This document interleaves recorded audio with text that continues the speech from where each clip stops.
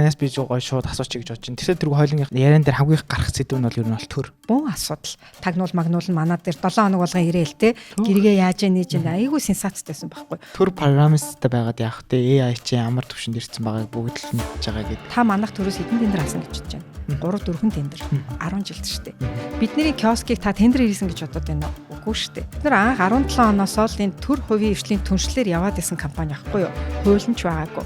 Ингээд зөвшөөрөхгүй бол ингээд шал дими цагийн одоо үргэлжлэлт болчихж байгаа юм That's the risk. Бид нар энэ эрсдлийг үүрдэг. Дональд Трампын нэг сүүлийн айлчлалаар нь харсан чинь нэг Apple, OpenAI гэдэг бүх AI компаниудын CEO-тэй хамт ярьж байгаа шүү дээ. Хятад руу. Тэгээ хийсэн систем нь болохоор AI-ыг ашиглаад замын эвдэртийг тооцдог систем. Одоо энэ мундаг залуучуудыг дарга нар нь өөрсдөө араас нь хүүцэлдэх хэрэгтэй. Бусад орн тийм биш шүү дээ. Би яг сая тань ярьж байгаа юм бодлоо. Яагаад та хэд өөрсдөө шууд ингээд гоё медиа дээр аль болох юм гараад энэ залуучуудыгаа яг ингэж та араас ингэж дагуулахгүй одоо ингээд та хэд ингээд чинүүг цаана байгаад хахаар залуучууд нь ч гэсэн ингээд толгойг юм шиг аваад байгаа байхгүй юу. За сайн мэд сонсогчдоо та бүхний өнөөдрийн мэндийг хүргэе. Нүүтик подкастын маань 3 дугаар үйлрлийн 2 дахь дугаар эхлэхэд бэлэн болсон байна. Тэгээд энэ удаагийн дугаарын маань зочноор та бүхэн thumbnail-ээс зургийг харсан баг. Gregge Systems компани хамтран үүсгэн байгуулагч гүйцэтгэх захирал инх чаргалагч маань оролцоо ирсэн байна. Танд урилга хүлээж авч ирсэн баярлалаа.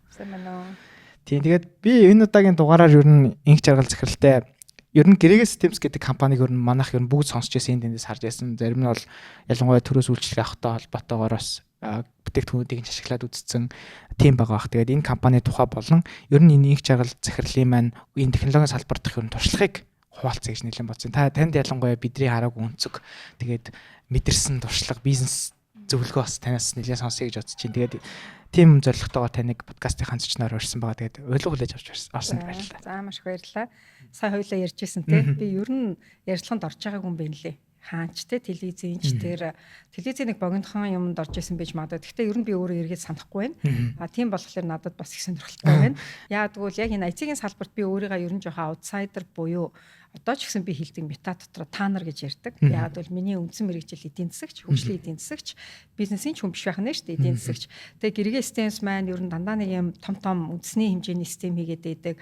Улс орны хөгжил санаа зовоод идэг нь бас яг фаундер болсон битэртэй холбоотой байхгүй юу. Тэгээ би ч өөрөө нэг эдийн засагч хүн болохоор зөвхөн ингээл нэг яаж Gregge-д нэг 3 төгрөг хийчихв гэж үнэндээ бид нар ярьж үзээгүй. Манай компани бол тэгж нэг ашиг олно гэдэг бол бидний яста 10 дахь асуудал байдаг. Яаж тэр проблемыг шийдэх үү, энэ салбарын проблемыг шийдэх үү гэдгийг ер нь ярьдаг. Тэгэхээр яг нөгөө энэ мета холбоог одоо хэдүүлээ ингээд сурлаар үүсгэн байгуулагчдыг оруулж байгаа шүү дээ. Мета холбоон дээрээ ч гэсэн би IT-ийн таанар гэж ярьдаг. Тэр маань ч гэсэн миний бодлоор бол би бол айгүй нөгөө зөв position гэж боддог. Яагаад гэвэл IT-ийн салбар чинь зөвхөн хідэн IT-ийн залуучуудын энэ нэг юм cool ап хийдэг хүүхдүүдийн салбар биш байхгүй юу? Энд чинь цаана айгүй олон янз янзын diverse хүмүүс байна. Тэгээ сая өөрөө гайхалтай юу бахан цаасаа өдөр бид нар ч бас бичиг үсэг тайлагдсан тий эн чинь ингээл өчнөө олон төсөл энэ төр бичээл дээгүр доогуур яваал ингээд энэ улс орны хөгжлийн чинь заавал улс төрчид хийдэг биш шүү дээ тий одоо ингээл Монголын бүх хэвлэл мэдээллийнх нь хідэн одоо парламент ч юм уу эсвэл улс төрчдөө яриад байд гэтэл бизнесийн байгууллагын бид нар ч гэсэн яг улс орноо хөгжүүлэх гээд зөндөө төсөл судалгаа хийгээд мөнгө төгрөгөө гаргаад ингээ явдаг. Тэгэхээр тэр илүү нөгөө нэг одоо танаа салбарт та ч юм бас манай эзэн эсвэл манай салбартаа арай нэг юм нөгөө глобал дээрээс нь эдийн засагч тэр нүдэрээ харж илүү өөрийнхөө бас хувь нэмрийг ялангуяа нөгөө салбартаа тэр төрийн бус байгууллагаараа дамжуулж оруулж байгаа байх гэж найддаг. Техникчдэр нэг оролцдог. Тийм. Ялангуяа энэ одоо ингээл технологийн салбар гэхэл энэ том амбрелла дээр доторч угаасаа таны ярьсанаас маш олон мэргэжлийн хүмүүсийн нөлөө бас их байгаа тийм. Тэгээд тэр чутгаараас ярилцлагынхаа эхний асуултаар ингэж эхлэж бодож байна. Таны эзэмшсэн мэргэжил их сонирхолтой байлаа. Монголд герман судлал тий. Тэгээд араас нь хөгжлийн эдийн засгчаар та гадаадын бас нэр хүндтэй томоохон их сургуулиудыг төгсөөд ирсэн.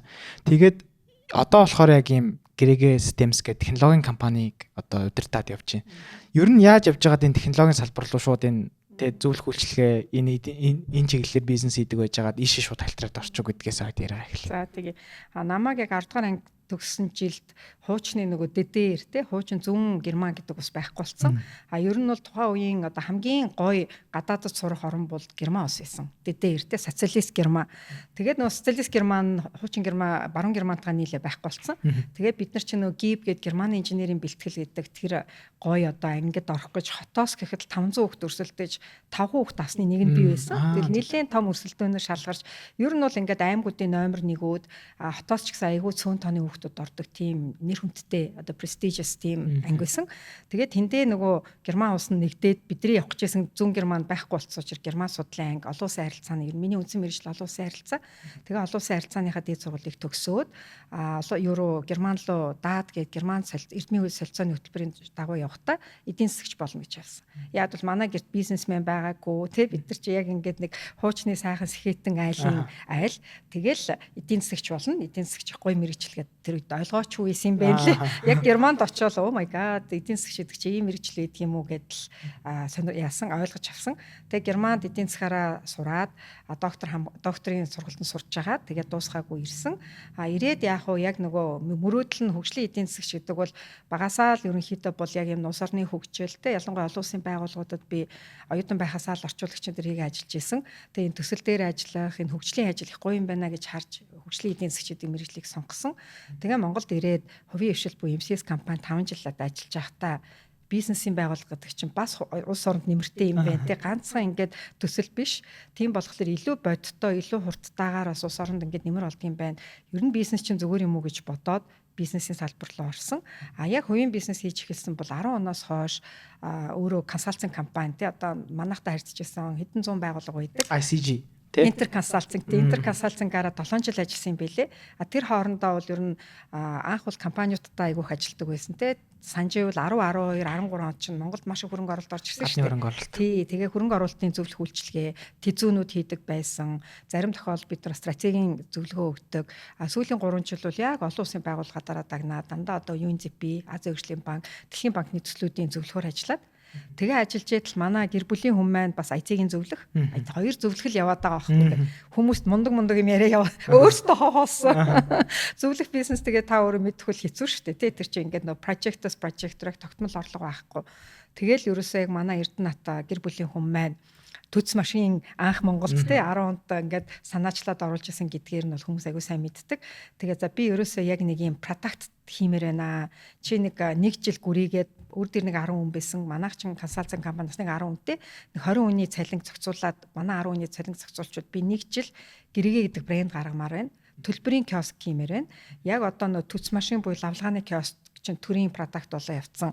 Тэгээ энэ дээр ингээд нэг ажилчвал ер нь бол тэр манай Эрдэнэт бол маш их тийм алсын хараатай үнэлтэй. Тэгээ би ч гэсэн алсын хараад маш их хитэгдэг. Ер нь ярьсан юм болгоно зүв байдаг. Тэгэл за тэгвэл чи тэрийг хий би ингээд нэг гал атахгүй хүн шиг явж игээд яг 16 оноос эхэлж яг энийгээ ярьж эхлээл 17 оноос гэргээгийн анхны киоск гарч исэн. Тэгээ энэ яг энэ салбар руу орсон нь бол энд тэнд хүмүүсийн бизнес зөвлөж явж хахаар хажуудлын хүндээ туслая да. Миний хажууд ч одоо ингээд бриллиант чулуу байгаад байдаг те. Тэр хүн маань юм хиймээр байдаг. Эр нөхрийнхаа дэмжиж, бизнесийн дэмжиж гэдэл тэгэл интер консалтинга болоод 100% нөхрийнхаа бизнесийг дэмжих гэсэн үг. Таны яг мэргэжил талаас нь хоёул яг шууд энэ технологийн яриануд руу орохоос өмнө 4-5 сонирхолтой 12, 13 онд Монголд эдийн засаг гинт ингээл гадны хөрөнгө оруулалт их хэмжээгээр орж ирсэн гэж ярьж байна. Тэр үеийг бас нэг ямар хүний ярианаас би сонсож байхад баг газар руу ингээ шүлсэн хаяхад л баг шууд цэцэг ургадаг байсан тийм үеэ гэлдэгсэн тийм. Тэр үеийг одоо би тэр үед яг хүүхдээсэн болохоор төдийлөн сайн санахгүй яг мэдрээгүй баг. Тэгээ танд яг тэр мэргэжлийн хүн учраас ингээд тэр үеийн одоо нийгмийн нэг юм хөгжил тэгээд яг юм уур амьсгал нь ямар байсан бэ? Та гоё төвчлээд ирсэн компаниудын нэг нь манай Интер консалтинг компани. Бид нар зөвлөх үйлчилгээгээ эхлээд 2 жил Америкт байж байгаад манай нөхөр магистр хамгаалаад ирээд тэгээ хоёулаа консалтинг компани байгуулад явсан нь яг нөгөө бүүм үе байхгүй эдийн засгийн. Дээрээс нь даатгалын брокер гэдэг бизнес манай ээжийн байгуулсан Асимон Брокерс гэж байсан. Тэр хоёр дээр бол хангалттай гадны компаниудын даатгалын ажлууд консалтинг дээр бид нар чи оюу толгойтой хүртэл 4 жилтэй яг орон нутгийн бизнесийн хөгжлийн хөтөлбөр гээд оюутлогоогийн одоо нэг орон нутгаа хөгжүүлэх 4 сумтэй 70 задгаад тэгэл нөгөө Баян ова Хамбогт сумуудад хөтөлбөр хэрэгжүүлэх. За дээрээс нь хөрөнгө оруулалтын план төлөвлөгөө маш олон бичсэн. Ягаад бол гадны хөрөнгө оруулагчид айгүй хэрчээлээ шүү дээ. Манай компани дээр хүртэл янз янзын ярьцлага авъя те бараг л Bloomberg-аар гаргая. Аз ямар сэтгүүл дээр гаргая ч гэнэ ингээл нөгөө нэг ерөөсөө бүүн болж ирснийг бол айгүй сайн мэдэрчээсэн. Гэхдээ яг тэр үед нь одоо юу үед ингээл зөвлөх хийгээл яваад ах чинь ер нь жоохон тийм юу байгаад байгаа байхгүй юу? Продакт байхгүй те. Нэг зөвлөх үйлчлэгээс нөгөө зөвлөх үйлчлэгээ. Гэхдээ би бол айгүй сайн санаж байна. Үнэхээр гоё үе байсан. Тэгээ яагаад тэр үе унсныг бүгдээрээ л мэдж байгаа. Тэгэл яг унангууд хамгийн түрүүнд ундагч нь консалтинг, маркетинг те одоо таны маркетинг хэвлэл мэдээл бүх компаниуд тэрийг кад хийдэг шүү дээ. Тэгэхээр бид нар бол ерөөсөө яг удаан хугацаанд бол тэ зөвлөх үйлчилгээ бол явцхан байна. Хүн бол өдөр тутам ялангуяа технологи ч юм бол тэр байхгүй. Одоо та хоёр ярилцаа сууж хахад манай киосктынд ажиллаж байна тэ постынд ажиллаж байна. Өөрөө та оролцохгүй явдаг бизнес бол технологи. Дээрээс нь би бол ямар технологийн тим ойлголт ер нь жоохон бага. Тэр тусмаа гэр бүлийн хүн IC-ийн хүн байхлаар бүр нэг тим залхуу байдаг байхгүй. Бараг ингээд компьютер форматлж мэдхгүй бараг энэ флеш чи хаашаа ордог үлээ гэх нь олгүй. Тийм хүн байж чагаад одоо ингээд намайг технологийн хүн гэхлээр дотроо за яшгал гэж боддог. Та хараг тусдаа ингээд ингээд явбал та зүр өөр нөхрөөсөө ингээд тусдаа өөр газар байхтай амар юм. Би таас өөрөө бүгдийг хийжтэйгээр яг нөхрийг харахаар та юу ч чадхаа хийдэг гэдэг шиг хэлдэг байна. Тэгтээ компани дотроо манай компани дээр должин имэ гэдэг хэллэг байдаг. Тэр нь би байхгүй юу? Должин имэ. Тэгээ манай киоск яагаад ийм ер нь айгуу тэжвүү штэ. Хүн болгон ойлгодог маш хэрэглэхэд амар тэр чин бид нар нөгөө должин эмээгийн тест буюу их чаргалын тестийг хийдэг. Би чинь бас ойлгохгүй нөгөө хөдөө тийм биш үү. Киоск чи ямар гачин юм бэ? Энд чин хаана байгаа юм бэ гэл ингээл айгуу зовоодаг айцгийнхна. Манай айцгийн тест яаж их чаргал захиралд ойлгол айгуу зөв байхгүй зөв комбинашн. Яагаад гэвэл айцгийнхантай та ажиллаж үзсэн айгуу супер ухаантай хүмүүс байдаг. Айгуу хурданда би одоо нэг IC-ийн залуутаа нэг төрийн байгууллага дээр очиод нөгөө төрийн байгууллага проблема ярихад тэр нөхөр айл хэдэ ойлгоцсон. Ажил дээр очиод ингээл програма бичээл тийм юм ярьсан гэд. Би нөгөөх нь яг юу гэсэн бэ гэж сууж. Тэгэхээр тийм супер ухаантай хүмүүсийн нэг зовлон хийсэн юм нь яг супер ухаантай хүн ойлгохоор мэдчихдэг байхгүй. Одоо манай Эрдэнэт супер complicated тэ ингээд жирийн иргэн та битэр ойлгохгүй. Тэгээ бид нар тэрийг яриулна, хийцэн юмыг хаарна. Тэгээд би за бол ин гачин. Тэр хүндээ бол ингээ харагддаг. Of course тэр чинь супер ухаантай хүмүүс чинь тэ. Тэгээ ингээ бид нарыг гайхана ингээ жирийн иргэд яагаад энийг та нар ойлгохгүй юм бэ гэд. Тэгэхээр яг нөгөө гэргийн амжилтын цаана бид нар бол мэдээж ингээд яагаад сайн яваад байгаа бас амжилттай яваад байгаа гэж өөртөө хардаг. Одоо 10 дахь жил рүү орох гэж байна тэ. Тэр бол яг ингээд зөв комбинац супер талантед IC-ийнхэн байдаг. Тэрний хажуугаар яг ингээд хэрэглэгчийн нүдээр должин эмээгийн хүртэлнүүдээр те настаа технологи сайн мэдэхгүй хүний нүдээр юмаа хийж хараад асуудлыг бид нар хилдэг user interface тэр бол аюул чухал шүү дээ те. Тэгэхээр тэр бас яг ингэж нэг юм зөв баланс болж өгдөм болоо гэж боддөө шүү дээ. Nice. Та түрүүн хэлсэн 17 оноос эхлээд яг өөрсдийнхөө гэрээгээ киоскийг ингээ гаргаад эхэлсэн гэж байна тий. Өмнө нь бол консалтинг хийж явах үедээ ингээл яг ганцаархнаа ажиллал явдаг байсан баг. Гэтэл энэ ингээ том хэмжээний юм киосктэй ийм том хэмжээний төслийг ингээ хэрэгжүүлэхэд баг бол нэлээд чухал шүү дээ. Тэгэхээр тэр үед тэр баг нь бэлэн байсан. Ер нь та анх эхэлж явах үеийнхаа багийнхныг танилцуулбал хідүүлээ байсан. Тэгээд одоо хүртэл тэр хүмүүс нь стилийн бизнестэй явж гин үгүй юу гэдгийг. Тэгээ яг гэрээгээ дээр байдаг одоо анхны 10 хүнээс бараг 3 4 тал нь Эрдэнэтаа цуг ажиллаж байгаа. Эрдэнэт захирлын хувьд бол өөрөө төрд 10 жил ажилласан. Их хурлын тамийн газар ажилласан. Их сургуулийн багш 3 жил хийжсэн. Тийм болохоор гэрээгээ нөгөө төрийн системүүдийг сайжруулъя. Энэ нь болохгүй байх. Энийг сайжруулъя гэдэг байгаа нь битүүрийн яг нөгөө бэкграундтай холбоотой байхгүй юу? Одоо зүгээр яг IC-гээр ингээл амар гоё гейм те тоглодог тийм хөлт бол мэдээж геймингээр илүү явна. Бидний бэкграунд нэг нь хөгжлийн эдийн засаг. Нөгөөх нь төрд насаараа ингээд технологи яриад тэ жинхэнэ мэрэгсэн төрийн албаа хаагч учир яг л энэ улс орны төрийн технологи ашиглаж яаж эдийн засгийн өсөх үү гэдгийг нэг чаргал нь бодоод ахна. Яаж технологи ашиглаж төрийн үйлчилгээг илүү эффишенттэй, илүү үр дүнтэй болох уу гэдгийг Эрдэнэт бодоод байдаг. Тэгээ их сургуулийн багш байсан Эрдэнэт өөрөө Монгол Улсын программын олимпиадын анхны аваргуудын нэг.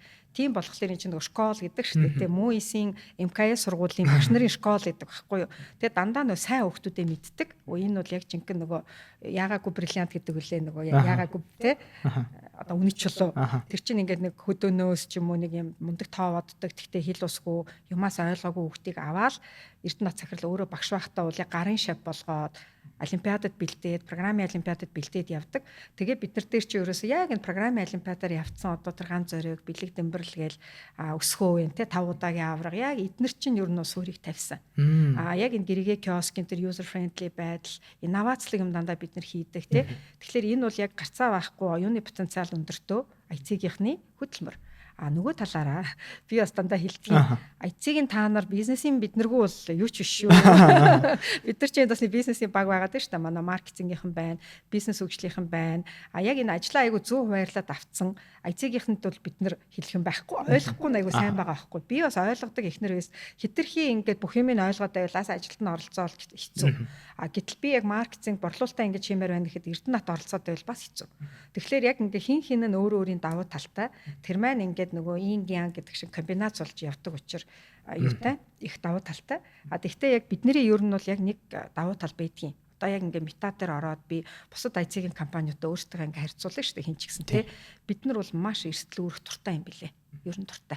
Хэр аргийн юмыг бол чадна гэдээ орчдөг. Одоо энэ ковидын систем биш үү? Тэр үед бол бид нар тийм үндэсний хэмжээний том компани болоогүй байсан шүү дээ. Дөнгөж байгуулагдаад 3 жил болсон. Тэгэхэд л ингээл тэр том эрүүл юм байна. Эрүүл юм байна. Таны ковидын хариу энэ гарсан гэж яг үү.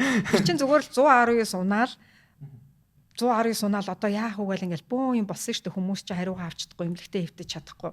Тэгэн гол үгүй одоо энэ 119-нд болтгоо хэлсэн байх. Энийг хийчих болдгүй мүү гэл би бараг ингээд Эрдэнэтаас тоглоом шолоомоор асуу. За хийгээл тавьчих л та гэл. Ингээ бид нар нэг хэр варгийн юмн дээр айц хүүцгүй орчдөг. Магадгүй тэр нь бас ингээд нөгөө салбарыг би бас нарийн сайн мэдэхгүй учраас те ингээд санаанд багтчихдаг. Тэгэхээр би яг нөө энийг яагаад ярьж байгаа гэхээр IT-гийнхны хувьд бол бас тийм эрсдэл үүрэх чадвар айгүй чухал. Ялангуяа залуучууд бол ингээд юм хийхээсээ илүү яриа л идэг. Яриа л идэг ингээл ийм гоё юм хийчих юмсан ч гэдэг юм уу те. Зүгээр л just do it. Одоо Nike-гийн үрээч яг манай компани үрээ ахгүй. Бид нар хизээч ингээл нэг мөнгө төгрөг олдох болоо те. Нэгэн дээр нэг мөнгө босгох чи байхгүй. Өөртөө дайраал. Тэгээ яг IT-гийн нэг авах юм чинь хөрөнгө оруулалт байх харьцангуй гайгүй шүү дээ. Хүний нөөц хүмүүсийн цалингаа бол бид нар яаж хийж байгаа даа ачиж байна. Тэр хүмүүс маань оюуны потенциал өндөр залуучууд учраас олон төслөөр орч чадвартай байдаг. Одоо энд төр чинь та ажил олцсон хэд байгаа гэж бодно. Одоо энд бараг 20 төсөл байхад 2-3 л ажил олцсон шүү дээ. 17 ажил болоогүй. Гэхдээ бид нар бүгдийг хийдсэн, бүгдийн төр засагт үзүүлсэн ингээл эрсдэл ахгүй. Эрсдэл үүрэх чадвартай л хүмүүс ер нь тийм IT-ийн салбарт байх хэрэгтэй гэж хараад байгаа юм. Гэрэг Systems компаниг та ер нь одоо яг хойлонгийнх нь ярнаас хүмүүс ойлгож байгаа нь бол гэрээгээ киоск гэж одоо шууд хүлээж байгаа. За магадгүй сүүлд гэрээгээ апыг бид нар хараад гар утаснасаа үйлчлэгээнүүдийг бас хавааламжтай гэдгийг харсан байна. Үүнээс гадна би зүгээр танай компани зүгээр лендинг пэйж ингээ харсан чинь Medtech, EdTech тэгээ төлбөрийн үйлчлэгээнүүд тэгээл зөндөө юм хийт юм билээ. Та бусад хүмүүст ингээд юусаа харагдаагүй төдийлэн айхтар мэдхгүй ирнэ өөрсдөө хийдэг бусад бүтээгдэхүүнүүдийг гоё товч тайлбарлаа. За та яг зөв хэлж байна. Одоо бид нар яг нөгөө маркетингтаа ер нь анхаараагүй нүн те. Би түрүү ярьсан ш нөгөө өөрөө сошиалаараа те ингээд юм аа мик гэж авах шүү дээ. Тий өөрөө нөгөө сошиалаараа юмнуудаа ингээд яагаад идэг те яриад идэг. Тэр нь баг ингээд компани маркетинг юм уу хаашаа. Яг энэ жилээс бид нар EIZ буюу захим гарын үсэг гэх шинэ нэвтрүүлэг одоо шинэ бүтээгдэхүүн гаргаж байгаа юм. Тэр нь бол бас яг иргэдэд чиглэсэн тийм бүтээгдэхүүн учраас ер нь маркетингт анхаарах хэрэгтэй юм байна. Хоёрдугаарт болохоор өөр хийгээд байгаа юмнуудаа бид нэр айхтар ингэж нөгөө маркетинг хийдэггүй нөгөө тухайн үедээ ингээл тэр салбар руу орцсон. Одоо яг ингээд эрүүл мэндийн салбарын технологид оръё гэж ороогүй шүү дээ. Тэр үед чи ингээд нэг улс оронд проблем тулгарчингууд нь гүгэл орцсон байхгүй юу. Тэгээ орцсон нэгэнтээ эрүүл юм байна гээд орон даяар бүх имплект манай систем хүртсэн. Нэг ч өдөр унаагүй те. Та санаж байгаа унсан уу? Бидний нэг ч унаагүй шүү дээ. Та хариугаа авъягаа ороход улс төр засгийг зовоогоогүй. Тэрэн дээр бол би юу аахгүй. Одоо яг хууль зүйн яамны сайд амар сайхан улсын олцгой комиссийн дарга байхдаа маш хурдан шийдвэр гаргасан. Үнэхээр баярлалдаг. Мөнх сайхан сайд байна. Бас яг нөгөө эрүүл мэндийн сайд байхдаа нөгөө залуу хүмүүс өөрсдөө бас ингээд тодорхой хэмжээгээр бас нөгөө бизнес байгууллагыг ойлгодог. Тэгээд бид нар чи анх эхлэхэд тэгээд нөгөө нэг гэрээ байхгүй, тендер байхгүй, яг онцгой байдлын үеэр л орцсон. Тэгэхэд амар сайхан одоо юу сайд за их чал захирлаа та надад өргөжлүүлээд хий. Тэр төр хувийн эрхлэлийн түншлэл гэдэг хууль чинь гараагүй байна. Нөгөө тендерээр төр мөнгө өгөхгүй дээ шүү дээ. Гэтэл тендер нь байхгүй. Бид нар юмаа хийцэн. Тэр чинь төр хувийн эрхлэлийн түншлэл ахгүй юу? Өөрөөр хэлэх юм бол одоо яг сүүлийн үед яригадаад байгаа технологийн компани оюуны өмч эзэмшиж байгаа бэлэн системээ төрд ашиглуулж байна. Төрд ашиглуулсныхаа төлбөр авах ёстой шүү дээ. Би шинжилгээ болгоноос тэдэн төгрөг гэдэг. Тэгээд одоо хэдүүлээ үнэ тохирё. Та нар энэ дээр ямар сандалтай байна гэдэг ингээд хуулинд байхгүй тэр эрсдлийг бол үнэхээр амар сайхан сайд үүрээд тэр үед нь дараа нь сайд нь солигдоод эрүүл мэндийн яам дээр ирсэн одоо шин сайд нь бас ингээл гэрээгээ хийчихгүй айгу зовоос. Тэгэнгүүт онцгой байдлын ерөнхий газрын ариун буян одоо генералт үүрэг өгөөд ингээд энэ хүмүүс бол онцгой байдалтай таарад энэ асуудыг бол ингээ явуулж чадсан. Тэгэхээр бид нар яг энэ дээр төр засагт яг хэрэгтэй юмыг ерөнхийдөө бол хийх ёстой гэж ойлгодог. Хоёрдугаарт манай Эрдэнэт захиралч аягүй сонд нэг юм цэрэг цагдаагийн ажлуудад их дуртай. Өөрөө тэгээд багасаа тийм цэрэг болох мөрөөдөлтөө цагдаа болох мөрөөдөлтөө ч байсан өөрөө бас ярьж байсан.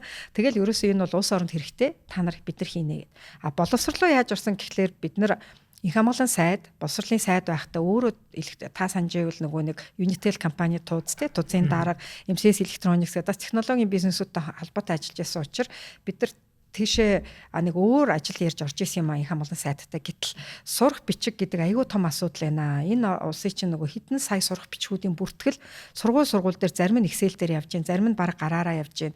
Тэгээд тэр чинь ингээд төр олон тэрбумаар хэвлэлдэг те. Сургуулиудаас авалгаа цуглуулж чаддгүй энэ асуудлыг шийдэх хэрэгтэй байна гэж бас санал тавиад тэрийг бид нар бас нэлээд гайгүй сайн юм хийгээд ингээд өөрсдөө бид нар юунд баярлдаг гэхлээр маш тийм технологи ойлгодог мундаг улс төрчид бас байна энэ улсад тий. Энэ хүмүүсийн хүсэж байгаа юмнуудыг бид нэр яг сансан хэмжээнд нь сайн хийж өгсөн учраас тэр салбараас гарах айгүй хайран байдаг. Тэгээ ингээ боловсролын салбарт оронгууд үнэхээр хийх ажил их. Ер нь хэцүү. Тэгээ айгүй хайран байгаа байхгүй. Жижигхэн 3 сая хүнтэй улсад бүхэл бүтэн боловсролын систем тэгэл тэр багш нарын ажлыг хөнгөвчлөөд өгчих юмсан. Номын санчтын нэг гिच юмсан. Эмч нар маань хөөрхөдөө яадаа гэдэг ингээд нэг өнгөрөө сонсогдож магадгүй те. Тэгтэл бид нар бол энийг бол яг шийдэх ёстой. Одоо нөгөө purpose гэж ярьдаг шүү дээ. Одоо амьдралын утга учир чи юу юм бэ гэх юм бол зарим хүмүүст бол одоо ингээд ядуучуудад туслах, зарим хүнд юу гэдэг бид нар бол үнэхээр энэ улс орныг технологийн шийдлэр хүндрэлүүдийг нь байхгүй болгох, тэрүүгээрээ дамжуулж арт иргэдийн тэ цагийг хэмнэх, амьдралын одоо амжиргааг дээшлүүлэх гэж хардсан учраас айгүй сериус нь энэндээ дуртай. Тэгэл хаана ямар салбарт асуудал шийдэдэг гэхнөө бид нар бол гүйжиж л ордог. Nice. Нэгэн тийм ярьснах танаас би гоё шууд асуучих гэж бодож байна. Тэгэхээр тэр хойлонгийнх нь яриан дээр хамгийн их гарах сэдв нь бол ер нь бол төр. Нөгөө тал ялангуяа төр хувийн хөгжлийн түншлэл гэдэг зүйл айгуу чухал яригдчихэж байгаа. Тэнгүүт нөгөө талд ингэж яригдаад байдаг. Технологийн бусад удааг компаниуд таа ч гэсэн зөндөө сонсч байсан баг тий. Өмнө би ууган баяр захирал суужсэн. Тендер авдаг компаниуд гэл айгуу дургу байдаг. Тий. Йоо наач чи насаараа тендер авч л ажилтдаг шүү дээ. Наач чин тэгэл төрийн хийгснийг нь хийгээл явцдаг гэд. Тэнгүүт ууган баяр захирлын би бас ярианаас ойлгосон зүйл нь нэгдүгээр төрийн хэмжээ, улсын хэмжээний том системийг бас хийж чадах үс технологийн компани нь өөрөө айгу цөөхөн байдаг. Тэнгүүд улс ер нь жоохон өмнө нөгөө нэг хамтарч ажиллаж исэн ч юм уу те өмнөх гадны одоо туршлагыг бас сураад тэгээд тэрийг ууган баяр захирал бол өмнө нөгөө нэг бүр дээр үед одоо Монгол анхны л яг төрийн томоохон системүүдийг хийж яхад гадны компаниудтай хамтарч Монгол талаас нь туслах байдлаар орж исэн болохоор тэр талыг нь хараад сурцсан байгаа байхгүй те. Тэнгүүд тэрэн дээр ингээд нэлээд экспириенстэй болсон компаниуд нь цөөхөн байдаг учраас угаасаа яалтчгүй бидний нэгдүгээр зорилго нэгжиж байгаа учраас тийшээ орж таардаг. Тэрийг нөгөө талд байна ойлгохгүй байх тал байгаа гэдэг. Түрүүн та бас ярьсан бид нар ингээд бэлэн системийг хийцэн байхад угаасаа төр нөгөө талд нь ашиглах хүн юунд байгаад импакт ингээ харагдаж хахад угаасаа орохгүй гэдэг яах юм бэ гэдэг шиг. Энэ хүмүүсийн тэгж хардаг үнцгийг та юу нэгж хардтыг. За их гоё асуултанд тамираа баярлалаа. За нөгөө нэг олон цаасаа үзүүлнэ. За яах гэж авчирсан бэ гэхлээр бид нар тендердэг компани биш. Уугнаа захирлын би яриаг бүрэн сонссон тий. Манай үзэж байгаа залуучууд маань ууган баяр захирлын интерактив захирал ууган баяр захирлын яриаг сонсороо мэдээллийн технологийн салбарын 30 жилийн түүх IT зооны Батулга захирал орсон байгаа тий. Хоёулаа манай Мета холбооны бас үүсгэн байгуулагчдын нэг хоёр том одоо төлөөлөл тий. Хоёулаа 30 жилийн ойгоо хийж байгаа том компаниуд тухайн үедээ бол төр бол тендер зарлж л IT-ийн ажлаа хийдэг байсан. Үнэхээр цөөхөн компани байсан. Тэр бол яг болж байгаа. Бидний явсан зам бол өөр. Одоо төртөө их ажилдаг гэдгэнд бид нар болохоор анхнаасаа төрөөс тендер авахгүй. Та манайх төрөөс хэдэн тендер авсан гэж бодож байна. 3-4 тендер 10 жилд шүү дээ. Бидний киоскийг та тендер хийсэн гэж бодоод байна уу? Үгүй шүү дээ. Тэгэхээр би энд үзүүлэх гээд байна. Тэгэхээр IT-ийн компаниуд одоо айгүй гоё боломжтой болж байна. Бид нар анх 17 оноос л энэ төр хувийн хөгжлийн түншлэлээр яваад исэн компани ахгүй юу? Хуйланч байгаагүй. Хинч мэддэг. Тэгээд тэр эрүүл эмээний үеэр те одоо ингээд хууль нь байхгүй тэр нь айгу тийм нөгөө юу биш танил биш модель би яриа яваад байна шүү дээ. Бидний хийцэн системийг амар сайхан сайдаа та ашиглаа, мөнх сайхан сайдаа та ашиглаа. Шинжилгээ болгоноосоо мянган гүш төр чинь ингээл negotiation хийн штэ хийдэг авах тэдэн төгрөг өгчгөө гэхлээр нөө төрийнх нь тим юм байгаагүй. Шинжилгээний тоо олгоноор мөнгө өгөн тэр нь ямар тэг хаанаас гарахыг тендерээ яах ингээд бөөн юу. За тэгэн гут одоо нэг улсын онцгой комиссийн хурал дээр чи одоо ингээл нэг агентлагийн дарга нь энэ гэрээгээ оруулахгүй эн чинь ингээ хувийн компани хувийн датануудыг хэвээр ингээд бөөн асуудал тагнуул магнуул нь манад дээр 7 хоног болгоо ирээл те гэрээгээ яаж нээж энэ айгүй сенсацтэйсэн байхгүй. Тэгэл тэр үед чи нэг орлого байхгүй. Манай нөгөө түрээслэгч маань маш олон сар бид нарыг ойлгосон ч орлого байхгүй компани чинь тогийн таслах гадаад бид нар төрийн том ажил хийж яадаг. Бид нар түрээсээ төлөөгүй өчнөө удаан болцсон гэтэл тагнуулынхаа орж иж бид нарыг ингээл те юу игээд яагаад айгүй хүндээсэн. Гэхдээ бид нар бол энийг бол үнэхээр жишг болгож хийсэн. Өөрөөр хэлбэл одоо энийг та хар. За би энэ гоё юм үзүүлээд. Эдийн засгийн хөгжлийн яамд санал зөвлөмж. Та гоё шаарлаж. Эдийн засгийн хөгжлийн яамд. Энэ бас л нэг PPP төслийн санал явж байгаа. Эдийн засгийн хөгжлийн яамд. За дараа нь X Road ба EIZ. Одоо ингээд тархмал хур гэл сая 6 тэрбумын төсөл зарлж байгаа байхгүй юу? Одоо Дэлхийн банкны санхүүжилттэй. Бид нар өөрсдөө тэр Estonia X-Road гэдэг. X-Road бол open source байж байгаа. Хинч аваад хийчих болно. Одоо ер нь Европын орнууд ялангуяа маш их өндөр security нууцлал одоо шаардж байгаа системүүд чи X-Road руу шилжээд байна. Гэтэл манайх ингээд нөгөө хуруул ингээд арай жоохон хоцрогдсон систем байгаа. Тэрийг тархмал гээд дараагийн жоохон дунд шат руу нь явуулаад байна шүү дээ. Гэтэл дээд шат нь X-Road тахгүй. Энийг бид нар өөрсдөө бүр яг олон улсын X-Road системд нь бүртгүүлээд хийцэн байна. Энэ бэлэн төрийн одоо хувийн хвшлийнхаа хийсэн юмтайгаа холбогдоод ажиллаач. Тэр энийг ажиглуулсны дараа гэрээгээ хэдэн төгрөг авах нь бол 10 дахь асуудал байхгүй. Бид нар хизээч мөнгө төрүүлж ярьдаггүй. Тэрийг яг нөгөө танах үнгүү гэж ярьдаг энэ төргээл нэг тийм шүмж ирдэг. Үнгүү биш л дээ. Зүгээр эхлээд Facebook-ийг та Spotify сонсдог. Үнгүүгийн сонсдог үстэй. Үнгүү ээж байгаа дараа нь премиум болно шүү дээ. Би ч гэсэн Spotify-ыг сонсож байгаад сүүлд ингээд премиум руу нормоор санагдаад тий. Өөр сонсон шүү дээ. Би бол маш өөр улаан Spotify-ийн фэн. Evernote мэдэн тий. Evernote би бас л үнгүүгийн ашиглаж байгаа. За одоо би төлбөртөөг нь ашигладаг. Dropbox төлбөртөөг нь ашигладаг. За тэгэл Audible тий сонсдог ном гэл ингээд бүх юмыг чинь мөнгөний төлж ашиглах хэрэгтэй байхгүй юу? Яг тэрэн шиг бид нар ямар ч лээсэн төрд эн чинь ингээд хувийн нэг хвчлээ хийцэн байна. Энийгээ хийгээч гэл захим яам засгийн газрын эрхлэгээр яваалгаа. За энэ онцлог нь аюулгүй байдал талдаа. Аюулгүй байдал мэдээлэл солилцоо. Мэдээлэл солилцоо. Мэдээлэл солилцоо гэдгийг би танд энд бүр айгүй нийтдээ юм үзүүлээ. Яг нь бид нар ингээд аль таач бүр амар их юмтай шүү дээ. Аль болох IC-гийнхаа салбартаа одоо ингээд төр засгийнхантайгаа ойлголцоо сайхан хамтарч ажиллая гэж боддогч зарим тохиолдолд бид нар шүүмжилдэг. Гэрээгээ мэддэг. Одоо энд юу гэж та уншаад өгдөө. Data Exchange Platform эрүүл мэндийн яамд зориулв. Хэдэн онд гэж байна? 2025 оны 8 сар. За 2025 оны 8 сараас хойш мэдээлэл солилцооны платформ яг энэ X-Road загвараар хийгээд өгөө гэд санал бид нар тавиал явсан. Одоо тухайд мөх сайхан сайд дараа нь тэгэл нөгөө өөр сайдууд чөмбөрөн сайдын үе те. Гэтэл одоо манай эрүүл мэндийн яам өөрөө хийгээд байгаа. Мэдээлэл солилцоо бол айгүй тийм амархан биш байхгүй. Өөртөө 20 хөгжүүлэгчтэй. Тэгээ одоо энэ нөгөө чөлөөлөйгаа би бас аваад ирсэн. Одоо манай улчир сайд маань юу гэлээ? Хувийн хвшлийн хийж чадах юмыг битгий төр хий. Тэ би одоо энэ бүр ингээд өнгө будгаар ялгцсан танд байгаа. Энд дэр ингээд төр хийж болохгүй гэдэг байгаа штэ. Тэ гítэл тэрийг ингээд доотлын яамнууд нь ямар ч асуудалгүй ингээд хийгээл яваад байдаг. Гítэл 25 он тавьсан тэ одоо энэ энийг уул нь ингээд тэр төр хувийн хвшлийн түншлэл гэдгийг ойлгоод тухайн үеийн сайд нар нь хувийн хвшлээ дуудаад ажил болгоцсон бол айл хэдийн төр нь өөрөө энийгээ хийхгүйгээр хувийн хвшилтэйгээ гэрээгээд хийх боломж байсан. Одоо хийгдэхгүй байна. Тэгэхээр бид нар энийг дуугаа шүүмжлээд яваад байх биш. Энийг бол ерөөсөө яг үнэхэрийн энэ ерөнхий сайд нь тий одоо энэ засгийн газарт нэг бодлого яриад байгаа шүү дээ. Урд нь бол бид нар юу гэдэг гэхэлэр за ямар засгийн газар ярьж л байдаг ажил болдоггүй гэдэг бол одоо бид нар болгоноо. Одоо үнэхэрийн төрийн шийдвэрээ тий та нар биелүүлэхгүй бол бид нар засгийн газрын хяналтын газар гэж байна. Төрийн бодлого хэрэгжиж байгаа үгүйг одоо хяндаг. Хуучнаар бол одоо ардын хяналтын газар ч гэдэг юм уу те одоо нэлийн тийм том газар. А тэгвэл ер нь бол Монгол дутаад байгаа юм юу гэхээр өөрөө мэдж байгаа шүү дээ. Төлөвлөгөө зөндөө байдаг. Янз янзын одоо хөтөлбөрүүд байдаг. Стратеги төлөвлөгөө 2050 юун дээр ундгийн.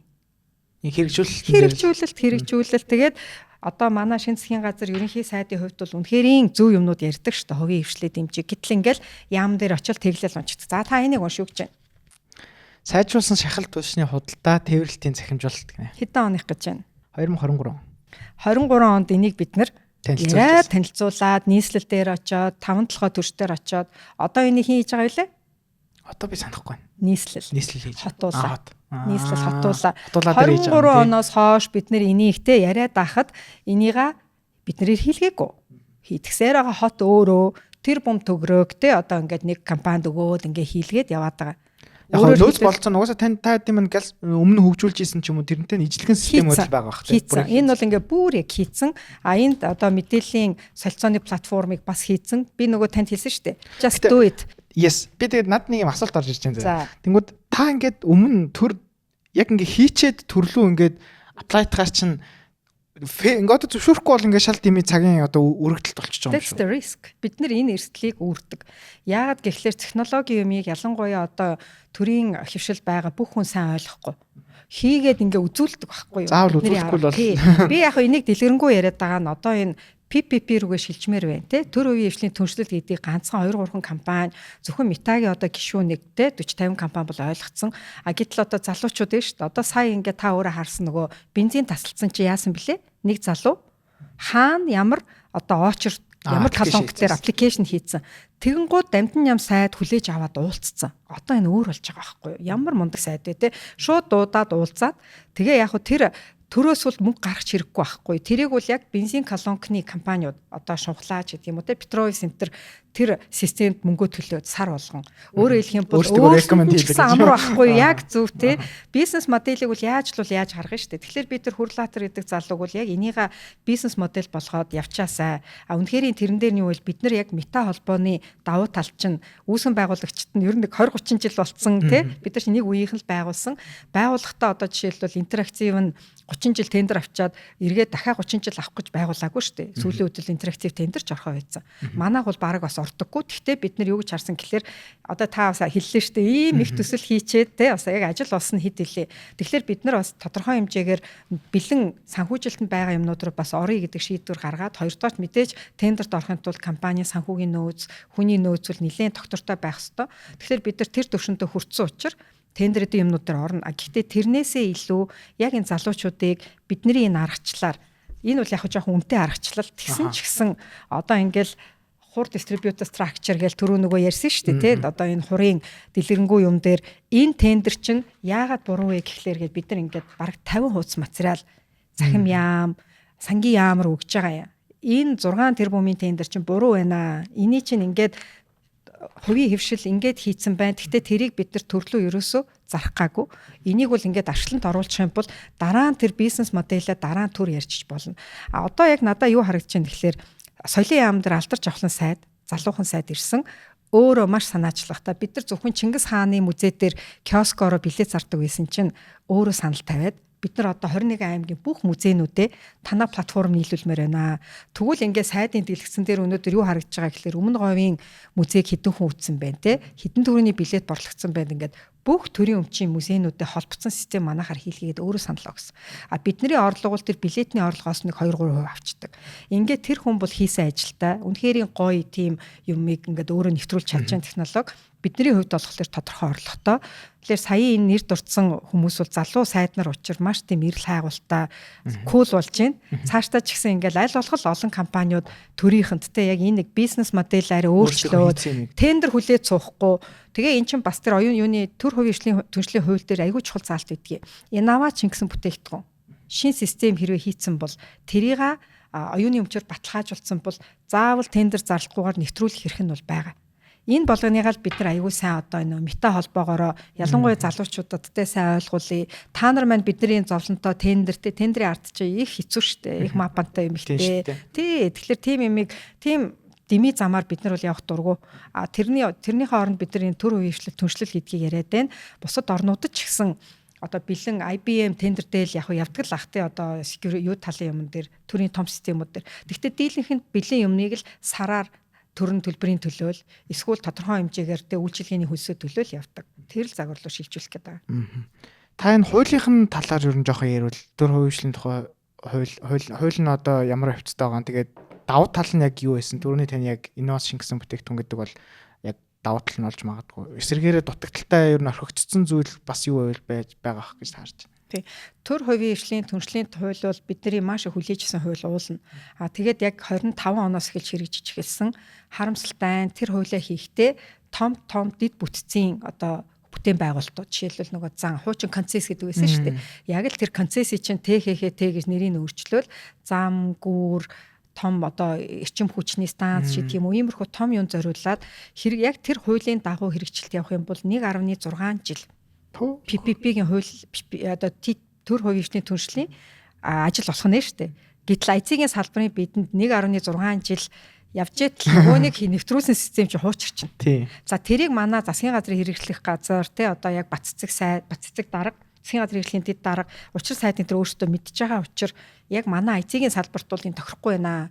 Тийм учраас арай хөнгөчсөн байдлаар яаж явуулах вэ? Энэ хуулинд яаж өөрчлөлт оруулах вэ гэд ажлын хэсэг ажиллаж байгаа гэж ойлгосон. Гэхдээ тэр одоо байгаа хуулийнхаа хүрээнд сая эдийн засгийн хөгжлийн яамны харьяа төр хувийн төршлийн төв гэж байгаа тий одоо хангаа гэдэг дарахтаа алтаа гэдэг дарахтаа болсон. Бид нар тэдний газартаа бас ажиллаад эхэлсэн.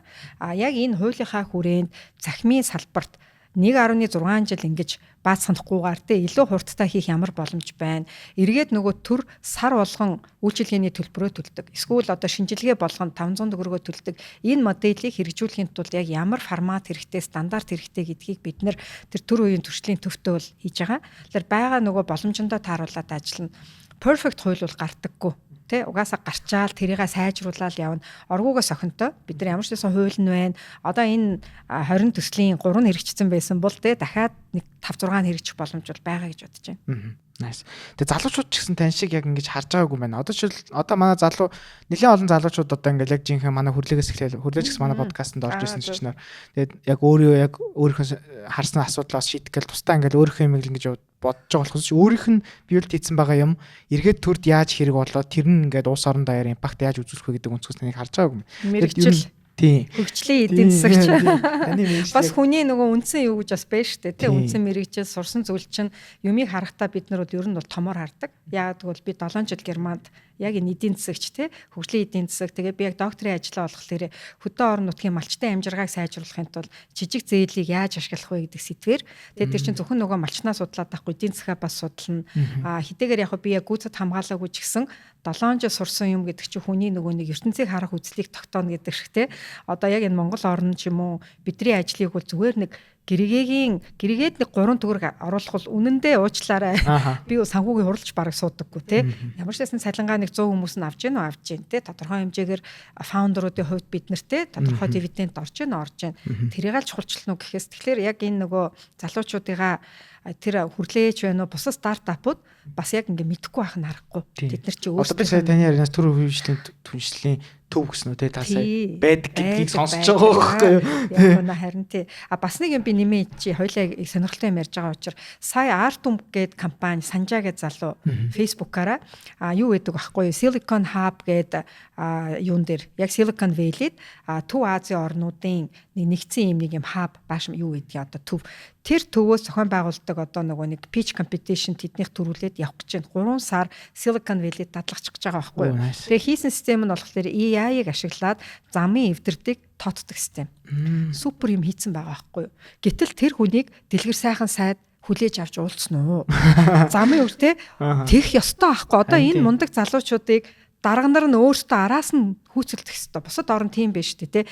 Нэг ч ихсэн технологийн юмыг өөр дээрээ хэрэгжүүлээд эргээ тэр хүн чинь тэр сайдыг чи хийсэн ажил нь болно. Дээрээс нь асар их мөнгө хэмнэн. Тэрийг бүр мэдээлдэг байж болно те. Одоо ингээл явж идэл тент тим юутай тэрийг ингэж тойроорооч гэдэг юм уу. Тэгэхээр энэ илүү нөгөө нэг улс төрийнх нь манай энэ нөгөө шийдвэр гаргачих ч гэсэн жоохон open minded те яаж технологи ашиглаж муугар ярил нэр хүндээ өсөх үү те яаж технологи ашиглаж өөрийнхөө ажлыг сайн хийх үү гэдгийг хараад нөгөө залууд маань юу хэрэгтэй гэхээр хөөрхийн минь Америк руу явах гэж байна. 3 сар тент те хөрөнгө оруулагч нартай уулзсан гэтэл Монголдо хэрэгжүүлсэн юм уу? Монгол төрн тоогоо тэр системийг нэвтрүүлсэн үү? Тийм учраас тэр хүнд буян болоод ядаж те мөнгө өгөхгүй ч гэсэн нэг тодорхой одоо дархан хавцааж юм уу хэрэгжүүлэх эрхийг нөхчүүл тэрий чи нөгөө хүн чи стори болгоод Америкт очиод ярина штэ. Манай засгийн газар миний системийг үнэлээд ингээд авцсан. Нэг иймэрхүү имийг л би энэ манай улс төрчид хийгээсэй л гэж гордод идэв штэ. Уул нь баг ил яриад штэ. Баг таны улс төрийн карьерт ийм хэрэгтэй. Legacy чи ингэж үлдээ шүү гэж хэлээд байгаа тоохгүй юу? Яг одоо ингээд бас нэг ийм зовлон байдаг юм а. Одоо ингээд яг манай салбарын сайд хэлсэн. Гэхдээ би тэрийг бол би зүг гэж юусоо бодохгүй байгаа. Яг мэдээж өөрөө хувийн хвшлээс гарсан хүн дээрээс нь бас нөгөө нэг хардас эрдэлт гарчин гэж айдаг гэж магадгүй. Би оронд нь сайд байсан бол би хувийн хвшлийнхантайгаа уулзсан. Сайд маань юу гэсэн гэхээр би нэг ч компанийг бол сонсож хүлээж авч бол уулзахгүй. Нэг ч компани асуудлыг шийдэхгүй гэсэн. Би хэрвээ цахимын сайд байсан бол би бүх компанитай уулзсан. Би бүх компани асуудлыг шийднэ. Тэгээд эргээд яг нөгөө учир сайдыг нэх ерөнхий сайд болчихлоор нь би магтаад байгаа юм биш шүү. Ерөнхий сайд байхаас нь өмнө те манай салбарын сайд байхад нь л дэмжиж ажилладаг. Яагаад гэвэл зөв юм яриад байгаа байхгүй юу? Энэ хүн юу гэж яриад байна гэхлээр нэг ч ихсэн компани асуудлыг би шийдээд үгүй. Тэ татврынхын дансыг нээгээд үгүй. Мега төсөлгээ 5 жил явлаа штэ бид нар тэ хөгжсөн юм уу? Үгүй штэ хөгжээгүй. Тэр мега далан төслийнх нь хаана хэрэгжсэн хаана? Зөвхөн хотод далан төсөл. Мега 14-ийнх нь хэдэн хэрэгцсэн байхгүй шүү дээ. Тэр хооронд мөрөөрөө ажиллаа хийж байгаа бизнесийнх нь хэцүү болсон байна те. Яа нөгөө зөв явдаг байсан юмнууд нь буруу болсон байна. Тэгэхээр одоо яах ёстой вэ гэхээр нэг ч ихсэн компани асуудлыг те тэр компани асуудыг чинь цаана ижилхэн төстэй олон компаниуд байгаа. Хоёрдугаар тэр компани чинь нэг 3 төгрөг олё гэж явахаас илүү манай салбарт ийм юм болохгүй байна. Энийг та нэг ингэ шийдчихвэл яасан бэ гэсэн юм ярьж авдаг. Тэгэхээр одоо яг нөгөө хэлэх гээд байгаа санаа маань юу вэ гэхээр улс төрчид маань энэ технологийнхантайгаа ойрхон байхаасаа битгий хичээ. Одоо ингээд нэг жижигхэн орлоготой технологийн компанийг дэмжиж тэрнээс нэг авилгал гордоо суух нэг ч сайд дарга байхгүй шүү дээ. Манай салбар ч үндсэндээ айгүй жижигхэн байхгүй юу. Тэгэхээр тэрэн дээр ингээд нэг хувийн компанийг дэмжсэн болчин ч гэж айд юм уу. Би бол айхан байхгүй. Шууд дэмжээд өөрийнхөө карьерийг үсэг. Даашаа тэр компани эргээ сонгуулиар нь хандаг үргий нээлттэй. Тэр чинь бүх орнд тэгж явдаг шүү дээ. Ширийн дагуурсаад ах юм байхгүй те. Openly энэ хамгаалан сайдаа одоо тэр юу гэдгийг те зөв шийдвэр гаргаад салбартаа технологи нэвтрүүлсэн.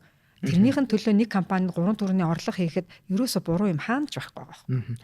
За эргээд одоо төр үнэхээр за хувийн хөгжлийн компаниудтай ингэж хамтарч ижлэгээд нэг улс төрч яг тэгж хардсан бүр ингээд гоё болчлаа. Тэнгүүд нөгөө талд нь бас компаниудын зохион байгуулалтанд орсон байх хэрэгтэй байгаа тийм. Тэрнтэй холбоотойгоор одоо маань технологийн компаниуд Meta гэдэг Монголын ерөн технологийн бүхэл томоохон компаниуд гишүүнээр ороод бүгд одоо ер нь энэ салбартаа нэгдмэл байршуултаагаар яаж хөгжүүлэх вэ гэдэг талаас нь хандж байна. Тэгээ өмнөх подкастн дээр ч гэсэн манай өмнөх захирлууд бас нэлээд их тайлбарлсан байгаа. Танаас би яг юу сонсох хүсэж байгаа гэхээр та Солонгос руу яваад ирсэн те. IT-ийн одоо яг Солонгосын Meta гэж хэлж болох байх те. Холбоо нь яг яаж ажилтдаг, тэгээд ямар хөө зохион байгуулалттай байдаг.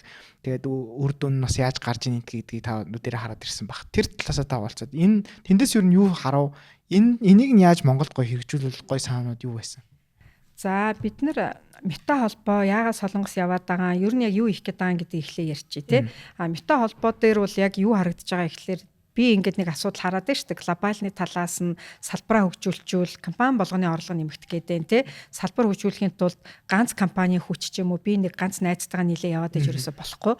Тэгээд тухайн үедээ одоо байгаа манай Моза холбооч гэдэг юм уу айгу сул байсан. Идэвхтэй ажиллаж байгаагүй. Би тэр үедээ тухайн ерөнхийлөгч энтерт бас хэлдэг байсан те. Хамтраад нэг юм хийчээ, салбараа ангичаа гэд.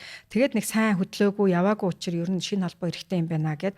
Тэгээд тухайн үедээ нэг 10-аад одоо холбоо 10-аад юу компаниуд тэг гишүүн байгууллагууд ялангуяа одоо би өөрийнхөө үеийнхнийгаа л яан шүү дээ. Одоо залуу байсан бус стартапуудыгаа дуудана. Яг би чи өөрөө өөрийнхөө л насны одоо Батулга захирал те, Чимдээ захирал, IBI тэгэл юунууд Чулуунбааттай Ant Partners гэдэг ингээд энэ компаниуд маань нийлээд холбоо байгуулад бүгдээрээ нэг нийтээрээ дуурья. Яагаад гэвэл бид нар өнөөдөр одоо хоорондоо өрсөлдөхгүй бүр жижигхэн проблем. Бид нар шин төртөөгөө өрсөлдөж амьдардаг. Тэгээ нэг юм хийхлээр төр наваа хийч. Одоо танд би сая үзүүллээ шүү дээ. Тэгээ ингээ хийчихэл төрнө ёо ямар төвхтэй юм бэ. За дараагийн одоо тэгтээ бид нар төр хийчлээ ямар төвхтэй юм бэ гэж суухгүй. Одоо бид нар тэрийг яагаад бол засгийн газрын тогтоол нь гарсан шүү дээ. 127 дугаар тогтоол байгаа. Энэ дотор бичээстэй байгаа. Хувийн хвшлийг хийж чаддаг юмыг төр бол хийхгүй. Дээрээс нь яг төр дотоодын хэрэгцээний системийг хийж болно гэсэн юм тэр нэг тогтоолн дээр нь харагдаад тэрийг бас бариад илээ. Жишээлбэл эрүүл мэндийн яам бол бүх юмаа бараг өөртөө хийгээд байгаа. Тэрийг тэр тогтоолын дотоодын хэрэгцээний юм хийж болно гэсэн үг өгүүлбэр дээр тоглоод байгаа учраас бэлэг дэмрэлт даргаад бид нар засгийн газрын эрхлэх дарга дээр хэлсэн. Тогтоол чинь нэг юм хоёр утгатай болчтой наа. Тэрийг чинь ашиглаад ингээд бас хувийн хвшлэр юм хийлгэх сонирхолгүй газрууд байгаад байна. Яг нэг мөр энэ дээр бол холбоо бол айгүйх анхаарч ажиллаж байгаа. Яагаад тэгэхээр энэ бол бидний бүгдийнх нь эрх ашиг. Хэрвээ төр ингээд програм бичгээ болчвол те дахиж одоо яг тэр төрд программист гэдэг албан тушаал байхгүй болох. Одоо AI хөгжөөд ер нь бол компаниуд ч гэсэн программистуудаа цөөлж байгаа те тэрийг бол та өөрөө мэдж байгаа. Тэгэхэд юун төр программист цалинжуулах вэ? Ялангуяа эрүүл мэндийн яам, боловсролын яам дээр бол аль болох одоо нөгөө багш нарынхаа цалин нэмэх, эмч нарын цалин нэмэх гэдэг өөрсдийн асуудал их байгаа учраас төр хувийн хвшлийн түншлэлээр ажлуудыг хийлгэе. Тэр бол нэгдүгээр айгуу чухал. Хоёрдугаар Meta холбоо маань энэ бүх юмнуудыг одоо ингэж нөгөө нэг багцалж, нийлүүлж, стартапуудыгаа бодож бас тэднэртэй зориулж бид нар юу хийх вэ? Өөрсдийнхээ асуудлыг бид нар яаж шийдэх үү гэдгийг ингэж хийж байна. Нийсний давуу тал гэхэд одоо тендер болно шүү дээ. Тэгэхэд танаа хорох гэж байна. За мань болчих. Эсвэл за гарцаагүй энэ бол угаасаа л интерактив хийдэг юм. Энэ Astavation хийдэг юм гэдэг ингээд бид нар чинь бас би бинийгаа цагийг хэмнээд шүү дээ. Тийм. Жишээлбэл киоскын тендер гэхэд зарласан шүү дээ. Тухайн үед киоскын тендер авахд бид нар 5 жил киоск хийцэн айл байхгүй юу? Бид нар л авах нь тодорхой. Тэн зүгээр хажуугаар нэг нөхөр ороод янз янзын аргаа хэрэглээд нөгөө нэг 5-10% яриад ингээ авал зөв шившгэл байхгүй. Тэгэхээр тийм болохгүй тулд бид нар өөрсдөө бид нар ч гэсэн эрүүл баймаар байна. Нэг тендер авах гэж ингэж шудраг бусаар өрсөлдмөөргүй байгаа учраас чи орох гэж юм бол би болчих. За энэ дээр ёстой би орно шүү. За хоёулаа үдчихье тий. Ингээл айгүй тийм юм бол хамтарч нийсний давуу тал бол айгүй их байгаад байгаа. Тэгээд түрүүний нөгөө солонгосыг асуусан тэр яасан бэ гэхээр манай мета холбоо чинь шинэ шүү дээ. Бусад орны холбоонууд юу хийгээд та хармаар болсон. Тэгээд манай одоо гүйцэтгэх захирал хулан маань өөрөө Эстоний өргөмжлөлт консул. Тэгээд та өөрөө Эстоныг мэдэх бах. Эстоныг дуурайлгаж Монголыг хийсэн. Тэгээд би хулан захиралтаагаа 2 удаа урд нь учир сайдын үед 1 удаа ингээд 3 удаа Эстон явцсан. Тэгээд бидний одоо яг миний яриа яг юунуудад конференц арга хэмжээнд бол оролцсон. Тэгэхэд би маш их Эстоныг жишээ болгож ярьдаг. Ягаад гэвэл өөрөө мэддэг судалсан. Жинхэнэ төр хувийн хвшлийн төршлийг бол маш сайхан гайхамшигтай явуулсан учраас бид нар илүү бидний урд явж байгаа улсуудыг ярьж л одоо энэ улс төрчдөө те заавар зөвлөгөө өгнө. Солонгос ч гэсэн маш сайн явж байгаа юм билэ. Тэгээд Золзай IT паркын Золзай захиралтайгаа хамт явсан шалтгаан нь бас ингээд төрийн төлөөлөл байгаад те бид нар яг энэ тэдний ижил төстэй KOSA холбоо нөгөөх нь болохоор Korean Web Association гэдэг арай жидийн үнүүд нь гэсэн. Хоёр холбоотой уулзаад одоо тэр жидүү холбоо нь ирж байгаа. Web Association Монголд ирж байна. Тэднэрээс сурах юм маш их байна. Жишээлбэл Virtual Zone гэдэг хууль байгаа шүү дээ. Журам байгаа. Virtual Zone-д хэн орох юм бэ? Хэн орох юм? Та жишээлбэл 100 тэрбумын борлуулалттай компани захирал байжгаад улсын бүртгэл дээр IT-гээ бичүүлчихье. Тэгээ манай Virtual Zone-д ороод та хамаг татвараасаа хөнгөлүүлэх шүү дээ. Энд чинь тийм айгүй нарийн байхгүй юу?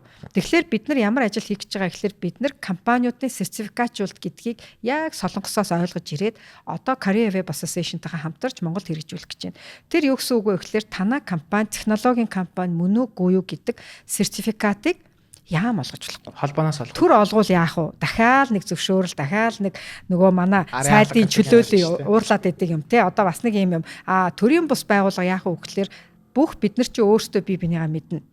Тамирагийн 100 тэрбумын борлуулалттай компани уучлаарай та эцгийн компани биш юу хийсэн гэд бид нар чинь бие бинийгаа мэдэх учраас яг тийм нейтральны байдлаар үнэлгээгээ юугаа өгч чинь эхлээд сертификатжуулалтай чинь. Хоёрдугаарт юу вэ гэхээр инновацлог бүтээгдэхүүн. Түрүү ярьсан шүү дээ төр хувийн хвшлийн одоо хуулийн дагуу инновацлог бүтээгдэхүүн тендергүүгээр хэрэгжих хэрэгтэй. Тэгвэл яг инновацлог мөн эсхийг хэн шийдэх юм? Яам шийдэх юм уу, та шийдэх юм уу? Тэр чинь манай холбоо шийднэ. Тэгэхээр бид нар яг энэ тодорхой ажил үүргүүдийг яг энэ солонгосын жишээн дээр тулгуурлаж нэвтрүүлээ. 3 дахь нэвтрүүлэх гэж байгаа ажил нь болохоор компаниудын одоо нэг ангилал classification. Хэрвээ анзаарсан бол Япон, Солонгосын компаниуд ийм манай компани C++ үнэлгээтэй гэдгийг. Ингээ бүгдээрээ сайхан дүүрч. Муу сурдаг гонцор тийм шүү дээ. Үнэлгээтэй компани. За ямар үнэлгээтэй ингээ судлаад байсан чинь хэрвээ танаа одоо хийсэн системүүд те ажилчдын тоо төр төлж байгаа татвар тэрүүгээрээ ингээд бүгдийн классификейшн хийчдэг.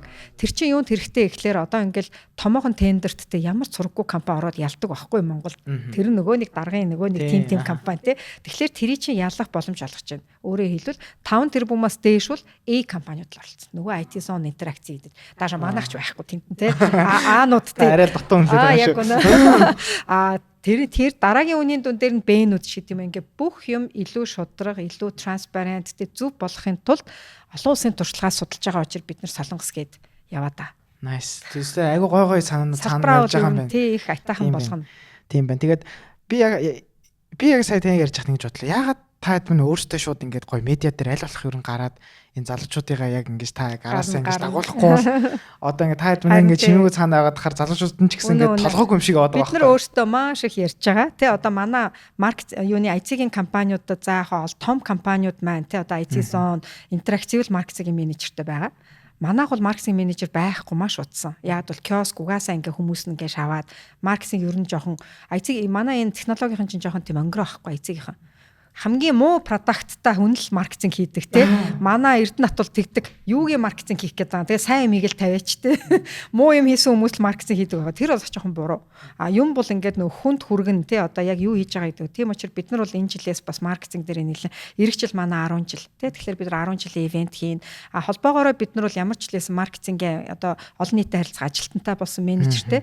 Тэгээ хийж байгаа юмаа ингэж олон нийтэд хэлэх ёстой юм байна. Яг давуу талаа үзүүлэх. Ялангуяа одоо энэ нөгөө нэг холбоо чинь илүү олон гишүүдэд өөрийгөө ойлгуулах нь чухал учраас танадаа ч гэсэн одоо ингээд гэрээ яага тал талаасаа яриад байгаа нь технологийн компаниуд маань хүчин мөхсдөө тэ залуучууд маань бас яг стартапууд ч гэсэн нэг сайн ойлголцоол ингээл нэгдсэн юм бас харагдахгүй байгаа. Бас нэг технологийн компанийн нэгдэж нийлж чаддаггүй гэл нэг юм ярьдгийн. Би тэрэнд бол нэг итгэдэггүй. Ерөн зүгээр ингээд нөгөө лидер жоохон дутаад байна шүү дээ. Тэгэхээр бид нар бол яхаа олон жил болцсон. Тэгээ тэр цэцмаа IC-ийн биш болохоор IC-ийн хүүхдүүдтэй нэг өрсөлдөөл те ингээд ахын байхгүй учраас зүгээр бид нарийгаа ингээд нэг ментор гэж хараад дагаж орж байгаа залуучууд бол байгаа. Тэгэхээр цаашлаад өөрсдөндөө тулгарч байгаа проблемыг дангаараа өөрөө яваад авах штэ холбоондоо ороод ялангуяа стартапуудын рейт орох юм ч гэсэн айгүй хөөрхөн багхгүй нэг 1 сая 2 саяар стартап нь орчин. Томууд нь 5-ыг төлнө, бүр томууд нь 10-ыг төлнө. Тэгэхээр манай холбоонд бол ингээл аль болох олон байж бид нар ингээд жижиг стартапууд маань орж ирж л биднэрт юм ярихгүй бол тэдний өмнөөс бид нар бас ингээд сайн юмыг мэдэхгүй учраас шийдэл гарах айгүй хэцүү. Тэгэхээр метад орж иж яг бөөндөө яг гоо бөөндөө юм аяан асуудлуудаа яриад ирвэл их чинь ингээ сайхан яриад энд дарга нарт ойлгуулад одоо бас нэг 10-аад жилийн төр хувийн эрхлэлгээ явцсан болохоор хаана юугаа ярих уу те хинтээ яаж ярих уу нэг үе бодвол 10 жилийн өмнө анх киоскийг гаргаж яхад маш хэцүү байсан шүү дээ. Төрийн байгууллага болгон дээр очиод тэгээд одоо яг та нарт ямар ашигтай ингээл асуун те манахаас юу яхлаагүй танахаас юу ч ярих гарахгүй гэдэг байхгүй. Гарахгүй шүү дээ. Киоск чи бид нар өөр зөвхөн та үүдэндээ л нэг зай гаргаад өгч ингээ бүр гайхаад. Гэхдээ та нар юу яаж та нар мөнгө хийх юм гэхээр тэр таны проблем биш ээ. Тэ та зүгээр л ингээд наадыг төлбөр тооцоогоо банк руу явуулахын оронд манад яачих гээд. Тэгээ Аз болж одоо төр бас айгүй мундаг тийм мэрэгсэн төрийн албан хаагчид их вэ шүү дээ. Бид нар одоо киоскн дээр 55 юу гэж जैन те төрийн байгууллагууд нэгдсэн байж जैन. Тэгээд нэг стартап л явж исэн тэр үедээ нэг тэр хүн та ингэчүүл тийм юм үгүй өгөх ч юм байхгүй. Өгмөр байсан ч те. Тэгээд энийг бол ингээ яг зөв моделийг ойлгоод явуулсан энэ олон төрийн байгууллагуудын хүчээр манай киоск чинь ингээд айгүй амжилттай болоод энийгээ бид нар туусан замаа энэ залуучуудаа бас хилээд те одоо хууль нь гарцсан байна чамд ийм боломж байна энийгээ те заавал бас төр биш шүү дээ те том компаниудад яаж хүрэх вэ юмаа яаж борлуулна гэдэг чинь өөрөө бас ингээд сайенс бас network гэдэг зүйл чинь амар чухал. Тэгээ энэ том компаниуд чинь нэг интерактив юм ч байна уу бид нар ч байна хараад өгөх юм биш үү бид нар спонсор болон интер гэх юм бол байж болох байхгүй юу. За тэгээд таны яг яриан донд гарч ирсэн одоо төр программисттай байгаад яах вэ? AI чи ямар төвшөнд ирсэн байгааг бүгд л мэдж байгаа гэд. Таны би нөгөө нэг сошиалыг бас ингээ зөвөр альт харахад та AI agent-ийн талаар бас айгүй их ярьдаг тий. Тэгээд одоо ер нь энэ Грегигийн бүтээгдэхүүнүүд дээр энэ AI-ийн шийдлүүд яаж орж ирж байна? AI agent-тэй холбоотой та хэд маань бас яг юу хийж байна? Ямар бүтээгдэхүүн дээр энэний яг шийдэл нь яг биетээрээ гарч ирж яг бидэрт харагдах бол гэдэг талаас нь та зүгээр гоё ярил. За тэгээ сайт 100 манай дээр Microsoft тэгэл Amazon тэг маш олон компаниудад тэ ажиллаж исэн. Coder Cab гэдэг одоо нэг хүүхдүүдэд код заадаг компани байдаг те. Сургалтын төв байдаг. Coder Cab дээр багшаар ирсэн хүн айгүй туршлагатай манд 20 хэдэн жил ажиллаж туршлагатай гадны хүн билээ. Тэр хүн ирж лекц уншсан. Тэгээд өөрөө яг нөгөө нэг ингээд нөгөө AI бусад тэр нөгөө Microsoft мундаг компаниудад ямар байна, Монголын түвшин ямар байна ярилцаад. Тэгээд дараа нь яг нөгөө тэр компанийн залуу хэлжсэн. Айгүй олон компанитай орсон. Тэгээд яг Грегигийн AI skill их мундаг байх шиг байна. Айгүй тийм smart асуултууд асууж яана гэж хэлсэн байлээ. Тэрэн дээр бол бид нар бол маш тийм баярлсан. Ягаад тэгэхээр манайх одоо бусад одоо Анд глобал бол маш их гадаадд төгсөн мундаг залуучууд ажилладаг. Манай дээр бол бас нэг тийм биш. Ягаад бол түрүү хэлсэнтэй Эрдэнэ захирал бол өөрийнхөө шав нэрийг тэгээд бид нар ч нөгөө одоо МУИС-ийн оюун эрдэнэ багштай маш ойрхон ажилладаг. Ер нь бол Монголынхаа талантуудыг төвдөг байхгүй юу? Монголын талантууд байна. Бас их мундаг залуучууд байдаг. Одоохондоо тэд нартэйгээ бид тэгтээ олон улсын төвшөнд бид нар хаана явж байгаа гэдгээ ер нь бол нэг сайн мэддэггүй нэлээд хоцорсон байх гэж бодож байсан. Сүүлийн 2 жил Эрдэнэ захирал бол ерөөсө туж AI. Одоо тэр бол түмэн эйжент тойруулаа суудсан. Тэгээд Грэгээ одоо платформ гэдэг чинь те сүүлийн 8 жил бичсэн хэдэн 10 сая мөр кодыг бүгдийг AI-аар дахиж бүднэр бичиж байна.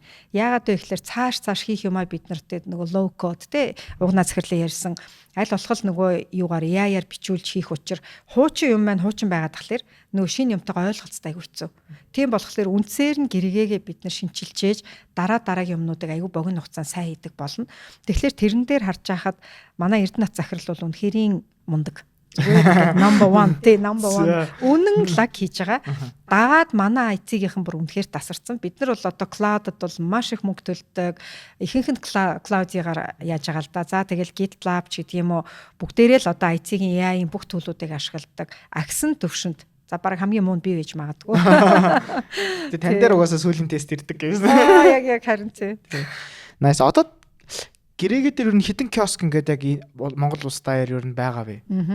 Бид нэр анх бол 300 киоск өөрсдөө тий одоо ингээд 5-6 жил явж 300 киосктой байж хагаад тэгээд дараа нь яг учир сайдын үед ер нь бол сум болгонд тий хөдөө орон нутагт ялангуяа нөгөө digital inclusiveness гэж хэлдэг те одоо нөгөө цахим хүртээмж цахимаар санхүүгийн үйлчилгээ төрийн үйлчилгээг авах хүртээмжийг нэмэгдүүлэх гэсэн юунууд гараад тэгээд манай одоо нөгөө цахим үйлчилгээний газар байдаг те хурдан агентлаг гэдэг тэднийхтэй бид нар хамтарч ажиллаад тендер нь зарлагдаад төр хувийн түншлийн тендер зарлагдаад 500 киоск одоо манай гэрээгээ дээр нэмэгдэж ирсэн тэднийгээ бид нар орон нутагт байршуулсан. Одоо сум болгонд хурдан киоск байгаа. Хурдан киоскийг хийж байгаа үйлдэлүүд бол Монголигийн бүх лавлгаа байгаа. Дээрээс нь төлбөр тооцооны бүх үйлчилгээ байгаа. Бүх эмнэлгүүд дээр байршуулсан шинжилгээний хариунууд гарч ийн, даатгалууд хийгдэж ийн. Одоо зээл гарах гэж байна. Одоо ингээд та сандживэл банк бусаас зээл авъя гэж нотариат дээр очдог шүү дээ. Анхныхаа юуг заавал нотариат. Одоо нотариат дээр орох хэрэггүй болсон. Бид нар 10,000 гэрээгээ киоскоор хийцэн байлээ. Хурдан киоск хоёроор Simple тэгээд Payon номингийн Omni Capital гэх нэлийн том банк бусууд одоо дараагийн ээлжинд 9 сараас Simple банк бустай хамтраад бид нар орон нутагт малчны зээл гаргах гэж байна. Бидний цаашдын зорилго бол энэ киоск гэдэг төхөөрөмжөөр бол бүх төрлийн үйлчилгээг те ганцхан одоо төрийн үйлчилгээ биш, хувийн эрхлийн үйлчилгээнүү, зээл, санхүүгийн үйлчилгээ те одоо үнэндээ бонд авмаар байна уу, үнэт цаас авмаар байна уу те энэ бүх боловсрал чинь киоскоор явж явах ийм боломжтой зөндөө олон юмнууд хийх төлөвлөгөөнүүд бол байгаа. Надад айгу сонирхолтой санагдаж байна. Одоо та хэд мэн ялангуяа энэ киоскоор ингээд амжуулаад их хэмжээний дататай ер нь болж байгаа шүү дээ. Та ч гэсэн ингээд трендүүдийг харж байгаа монголчууд энэ үйлчлэгийг илүү их авд юм байна. Энэ асуудал нь орхигдоод байгаа юм байна ч юм уу те. Тэгээд тэрэн дээрээ ялангуяа түрүүний ярьсан нөгөө нэг AI модулууд, AI agent-ууд ч юм уу бусад энэ нөгөө нэг шинэ төрлийн технологиудыг ашиглангаараа дараагийн бизнесээ ч гэсэн бас харж болох юм. Гэхдээ зүгээр таны дотор нэг ийм айдиа байдаг уу гэж би зүгээр бодож байна. Та гадагшаа ер нь бизнес гэж үздэг гэж бодож ирсэн үү? Ер нь одоо ч нэг ийм тренд айгүйх ажиглагдаад байгаа ш. Маазалчууд. Монголд ер нь B2C бизнес хийх амар ашиггүй юм байна. Ялангуяа технологийн бизнес хийх нь яач мөнгө олох юм боломжгүй юм байна. Би өмнө нөгөө Томьёод ажиллаж байсан байхгүй. Томьёод анх ажиллаж байсан. Тэгэхэд ихтэй гоё юм хийсэн ч гэсэн үнэхээр зах зээл нь бас ингээ болохгүй байгаа талтай байдаг. Тэнгүүд манай одоо сүүлийн технологийн бизнес хийж байгаа залуучууд маань хөвчлэн Монголыг юм тест маркет гэж хараад гадагшаага ер нь шийдлүүд санал болгох тал руугаа илүү фокусыг болж байгаа шүү. Тэр шиг таны хувьд ер нь гэрээгийн хувьд ер нь гадагшаа ер нь бас бизнес хий гэсэн алсын хараа байгаа юу? Эсвэл зүгээр одоохондоо ер нь Монголынхаа асуудлуудыг те том хэмжээнд ингээ шийдснийхээ араас гэж ер нь харж байна. Яг нөгөө нэг ихэнх стартапууд гадагшаа гэж тэгдэг л дээ. Эргээл нөгөө нэг бэкграунд нөгөө эрдэнэтийн нөгөө инх жаргалын бэкграунд нь юу илээгээ бодглохлоор нөгөө хөгжлийн эдийн засагч хүн чинь нөгөө Монголынхаа проблемыг бид нар ингээд үнэндээ айгүйх проблем байгаад байна. Шийдэл нь байгаад байна тий. Одоо эдний чинь ингээд ажил болоогоонууд нь байна. Тэгэхээр бид нар бол 10 жил одоо дараа жил 10 жилийн хойг хийх гэж байна тий. 27 онд 10 жил бид нар үнэндээ яг энэ Монгол оронд жоохон нэмэр болчихъя тий. Технологи нэвтрүүлчихье гэж явсан. Амжилттай явсан те би бол амжилтгүй гэж хэлэхгүй те өнөөдөр үдий зэрэгтэй те 120 хүний цалин тавиад тодорхой хэмжээгээр бас ингээд танигдсан компани болсон. Тэгэхээр энэ дээр бол бид нар яг хийх юм их байгаад байсан учраас хоёрдугаар бид нар яг GovTech компани байгаа байхгүй яг ингэж нөгөө нэг үндэсний хэмжээний solution provider те юунууд нөгөө шийдлүүд санал болгодог.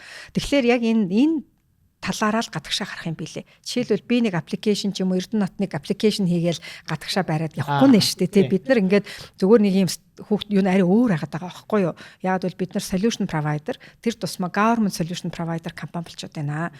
Яг энэ чиглэлээрээ нөгөө Estonia байна штэ. Яг Estonia компаниудын замнал манайх юм байна. Тэрийг юун дээр анзаарсан гэхлээр одоо яг манай 10 сард яг албан ёсоор зарлагдах EIZ цахим гарын үсэг байна штэ. Цахим гарын үсэг манай Монгол хөгжөөд хэдэн жил болж байгаа ч гэсэн хэрэглээ айгу муу байгаа. Бид нар яг ийшээ яагаад орохсон гэхлээр гэрээгээ хурдан киоскуудаар цахим гарын үсэг олгож эхэлсэн 23 оноос хойш хүмүүс хөрхийн автын яагаад гэвэл ингээл зарим банкуд шаарддаг за тендерд ороход хэрэгтэй ч гэдэг юм уу гэтэл үнэхэрийн хэрэглээ болоогүй. Харин тийм ээ би одоо байхгүй шнэ. Харин та байхгүй шүү. Тэгсэн мэтлээ манаас салбарт байгаа гэдэг байгаа тий. Тэгэхээр яг эний чинь ингэж нөгөө олон түмний хэрэглээ болгоно гэдэг нь аюул чухал. Эстони улсын гол суурь түрүүн би нэг X road гэж яриадсан шүү дээ. Backbone буюу одоо яг Estonia Digital Estonia гол суурь нь бол ерөөсөө нэгэн тэр мэдээлэл солилцоо X road те төрийн мэдээлэл буюу хувийн байгууллагын мэдээлэл солилцоо бол тэр онцгой чаналаар яваад байгаа байхгүй тэр юм байна нөгөөх нь болохоор EIZ буюу цахим гарын үсэг бүх юмыг цахимаар хийсэн болж ийж л цаашаа яах вэ? Дараагийн юмаа ярин заа юу. Тэр дижитал улс мус, тэр дижитал шилжилт энэ төр чинь цахим гарын үсгийг нэвтрүүлж чадаагүй байл болохгүй. Натриат дээр яадаг үлээ хэдүүлээ очрлоо тэнд нэг сайхан зогсож яадаг шүү дээ. Тэгэхээр энийг бид нар эхлээд Монголдо хэрэгжүүлээдхий. Монголдо хэрэгжүүлэхийн тулд бид нар цахим гарын үсгийн зөвшөөрлөө авцсан. Одоо EIZ-гээ нөгөө маркетингийн хүмүүс аваад байна шүү дээ. Нөгөө маркетинг тоодгүй байсан хүмүүс чинь за маркетингаа сайхан хий. Ингээд бид нар Монголдо нэвтрүүлээд гэтэл бид нар судалсан чинь манайх чинь бас илүү юм байгаа юм байна. Нэгдүгээр тэр одоо хур сайн ч мууч хур маань бол бас айгүй супер мэдээлэл солилцооны ийм гоё платформ байна шүү дээ. Тэрнээс илүү супер X-Road-ыг бид нар хийцэн байна. Өөрөөр хэлбэл нөгөө E-Estonia-г босгосон компаниуд Эстон жилд IC-гээс хэдэн төгрөг олдгийг та мэдэх үү? Мэдхгүй. 20 тэрбум доллар. 20 тэрбум доллар. Тэр 1.5 сая хүнтэй тий. Ус чи олоод байна. Тэрийг яаж олдог гэхлээр бид нар Эстонд ийм юм хийсэн, E-Health-ийг хийсэн, E-Education-ийг хийсэн гэл хөгжиж буй орнуудад очиод хийж өгöd байдаг байхгүй юу. Тэгэхээр бидний ирээдүйн модель бол яг тэр юм байна гэдгийг бид нар бол олон харцсан. Нэг юу зархаа мэдэхгүй байгаад байна шүү дээ. Ингээд би одоо надад апч байхгүй, киоско төврээд явах юм уу гэ бүр гайхаад байсан. Бид нар бол government solution provider юм байна. Бид нар бол одоо Камбож байна уу те одоо ер нь бол Төв Аз дээр бол фокус хийцэн байж байгаа. Узбектэй нэг төсөл явж байгаа. Энэ ондоо багтаагаад бид нар Узбекистан салбараа нээчих юм бол одоо энэ яг мэдээлэл солилцоо. За дээрэс нь бидний хийсэн тэр боловсролын боловсролын систем. За дээрэс нь одоо энэ EIZ гээд яг энэ Монголынхаа төрдөө санал болгож байгаа системүүдийг гадаадад санал болгоно. Жохон том сонсогдож магадгүй те. Гэхдээ бидний хийсэн чадж байгаа юм нь энэ шүү дээ. Тэр энэ дээр ялангуяа Эстони сурах юм бол их юм бэлээ. Бидний учир сайтаа явж хахад нөгөө нэг төрийн хэмжээний баг ингээл айлчлал шиг уулзах болно гэхгүй юу. Тэгээ ингээ манай сайд, манай дарга нар тойроод IC-ийн компаниуд ингээд нэг зааланд ороо суусан чинь тэнд юу болох юм ба хэдэн дарга нар нэрж презентац хийх юм ба гэсэн чинь ганцхан хүн гарч ирээл E-Estonia-г босгосон хүмүүс бол энэ компаниуд. Энэ IC-ийн компаниуд л өнөөдөр Estonia-г хийсэн эднэрийг та нарт танилцуулъя гэд төр нь нөгөө компаниудынхаа sales гэж шүү дээ. Sales. За би өөрөө Германд олон жил сурсан. Герман Монголын эдийн засгийн харилцаан дээр ч гэсэн маш олон жил ажиллаж байсан. За манай нөгөө Меркель хатагтаа Монголд ирсэн шүү дээ Асеми үеэр. Меркель ирээд Асеми үеэр юу ирсэн гэж та сана? Түл шингэрүүлэх үйлдвэрийг чинь бид нар бариад өгөө. Rare earth, ховор металлыг те юу гэж чинь бид нар хийчээ. Манай ThyssenKrupp Group компани бол ийм юм идэг. Манай Siemens бол ингэдэг гэд компаниудаа ярьдаг. Тэгэхээр энэ бол айгүй нормал харилцаа. Америкийнтэй ерөнхийлөгчд ч гэсэн энэ улс хооронд чинь нөгөө бизнесүүдэд дэмжиж глобальны эдийн засаг явдаг. Монголд болохоор ингээд нэг компаниг ярьчихлаар юм авсан болчихно гэдэг нөгөө дарга нар нь айгаад компанитаа нуулцахгүй, компаниудаа дэмжихгүй яваад байгаа нь буруу байсан учраас одоо ингээд чөлөөлөе, компаниудаа дэмжиж гэж байгаа дээр тулгуурлаад цаашдаа ч гэсэн яг нэг олон улсын аялал энтер дээр бид нар бол энэ дээр бас төрийн мэдээр саппорт хэрэгтэй тий. Бид нар одоо Узбек руу гарыг гэхэд тэнд нэг ийм чуулга уулзалт болоход манай одоо Гэргээ гэдэг компани маань EIZ-га ийм сайхан нэвтрүүлсэн. Одоо танаа Узбекэд болж байна тий. Манай одоо энэ компани эрүүл мэндийн салбарт ийм гоё систем хийцэн гэж л ярьж яваасаа гэж юу нь бол хүсдэг юм. Тэхийн тулд эргээл нөгөө нэгтэй холбоогоор энийга дарга нарыгаа лоббидах те зөв утгаараа лоббидах штэ. Эцсийн эртцэд бид нэр бүтээгдэхүүнүүдээ гадаадд зараад байвал эргээл тэр чин доллар болж орж ирнэ. Тэрүүгээрээ бид нар татвар төлнө. Нөгөө нэг улс орны чин сан өмөргөд хэрэгтэйгээд хувийн хвшлийг дэмжижүүл маш олон асуудал шийдэгдэн гэдгийг л одоо илүү их ойлгох хэрэгтэй болчиход байгаа юм. Тэгээ энэ тэр нөгөө нэг төрн таны тэгээ хэлсэн төр нөгөө нэг хувийн компаниудаа гадаад борлуулад яваад байна гэдэг тий.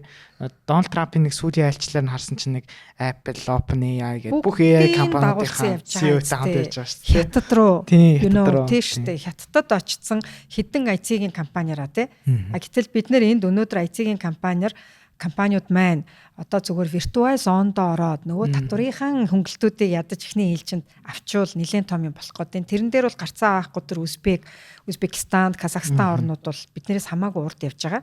Тэгэхээр олон улсын туршлагаас судлаад яг тэднийг дагаал төр засаг одоо бидэрт мөнгө өгөөч гээгүй, хөнгөлтөө зээл өгөөч гээгүй те. Зүгээр ингээд нэг үгээрээ дэмжээл жоохон сайхан гадаад руу нөгөө юу гэдэг Узбекистанд аваач хэдэн компаниудынхаа маркетингийг хийгээд өгчих те. За улс орондоо биднэрт мөнгө хэрэггүй зүгээр хэрэгжүүлэх боломжийг олгоод өгчих. Энэ олон төслүүд байна шүү дээ те. Одоо энэ эдийн засгийн яамд гээл яаж гэн. За энэ X-Road гээл байж гэн. Энэ нөгөө TPay гээ та сая санаж байна уу? TPay гээ. Энэ хэдэн онд гэж байна? TPay 25 онд. 25 онд бид нар TPay гэдэг үсэн сангийн яамд санал болгосон. Одоо нөгөө торгуул төлөөд байгаа пэйжийн нэр юу вэ? Торгуул төлөөд байгаа пэйжийн нэр сангийн яамны Web TP. TP юм. Тийм. Тийм. Тэгэхээр ингээд одоо дөөрэ атсан гих чизүү гэд яагаад TP бид нар 25 оны 8 сар жилийн өмнө TP гэдэг системийг сангийн яам санал болгоод энэ ингээд байж штэ. Тэгэхээр энийгээ л болчих. Энэ ингээд санал гаргаж байгаа компаниудын юмыг сайхан дэмжиж хийлгчих тий. Тэгээд энийгээ дараа нь сангийн яам нь Кыргызстанынхаа сангийн яамтай уулзаад үгүй манайг эргээгээд компани ийм хөөрхөн юм хийцэн. Яг бол төр хийчихлээр экспортлж болохгүй шүү дээ. Тэр чинь төрийн продакт, төрийн оюуны өмч болчихно. Хөөрхийн нэг хувийн компани хийцэн байсан бол нөгөө сангийн яамд Узбекистанд очиод те энэ ингээ манайг эргээ энэ айгүй лаг компани шүү дээ. Энийг ингээ хийцэн байна. Та нар энийг аавгээд ингэчвэл win-win.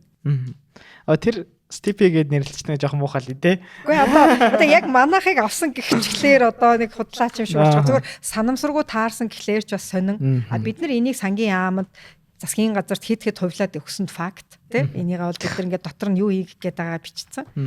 Нэг иймэрхүү байдалтай баймиргүй цаашид. Нааш тэгээ таны ярианаас бас айгүй гойгоо өнцгүүд гарч ирлээ. Тэгээ бидний ерөөсөө хардггүй эсгүүд бас байдаг юм байна. Ялангуяа залуучуудын хардггүй эсгүүд.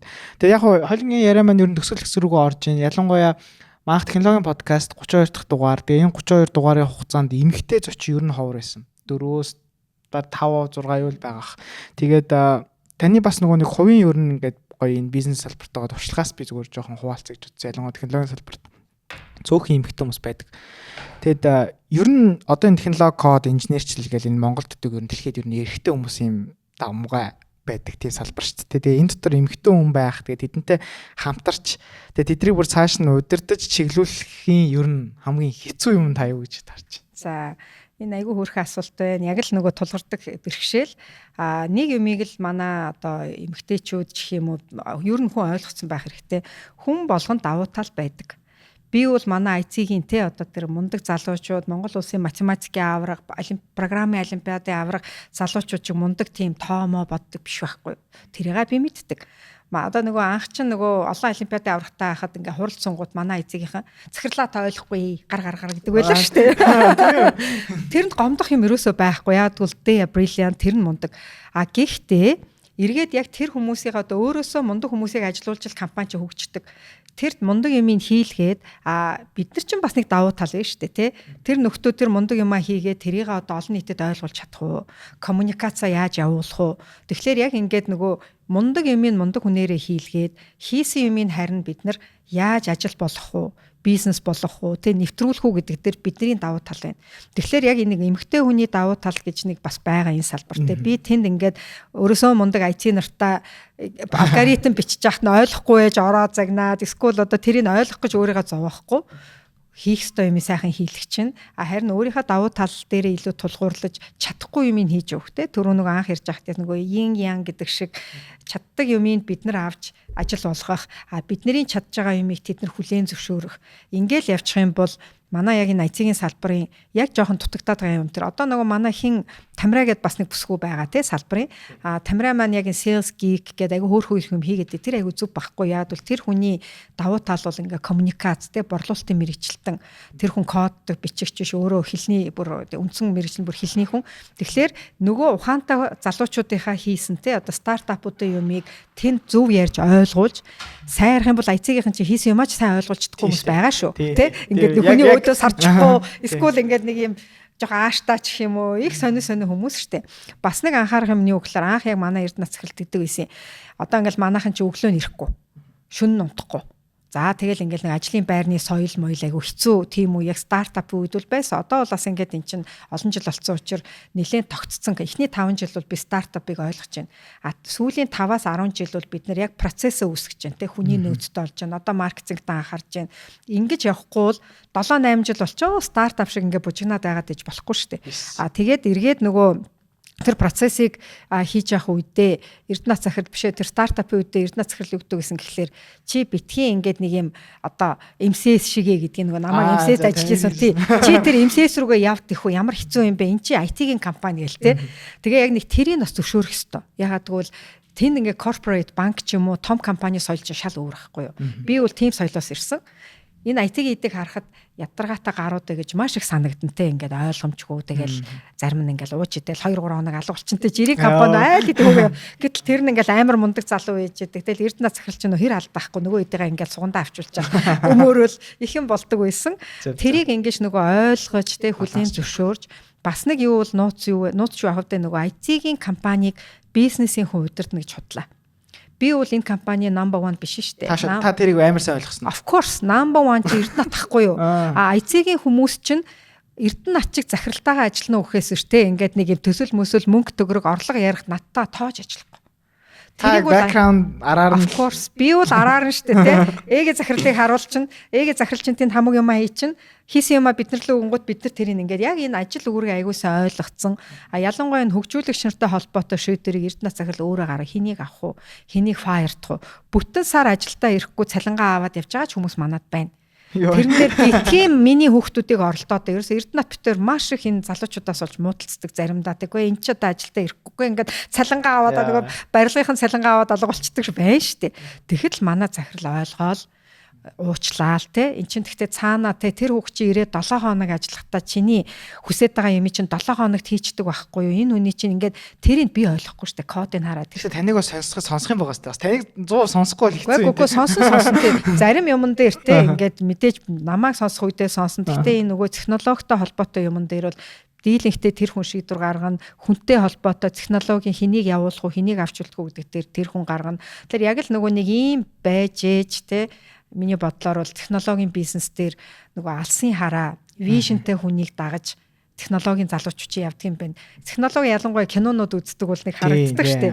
Тэд нар ер нь ижлэхэндээ тэр нэг ашиг машиг ярьсан гаруудаас бол ер нь жоохон зайгаа барина. Яг ингээл өстой нөгөө хоолоо хувааж идэл мөнгөгүй ч хамаагүй ингээд идея амар гоё ингэж бужигнаад байвал тэд нар ингээл ажиллаа. Тэгээ тэглээгээ бид нар цалин мөнгөний өгөхгүй юм гэж байхгүй шүү дээ. Зүгээр тэр IZ тэр алсын хараа хийх гэж байгаа ажилдаа шатаж ажилддаг хүмүүс ахгүй. Тэр нь эднэр их өөр. Nice. Тэрийг л жоохон хүндэлжүүл. Таас айгуу гоё statement байлаа. Тий.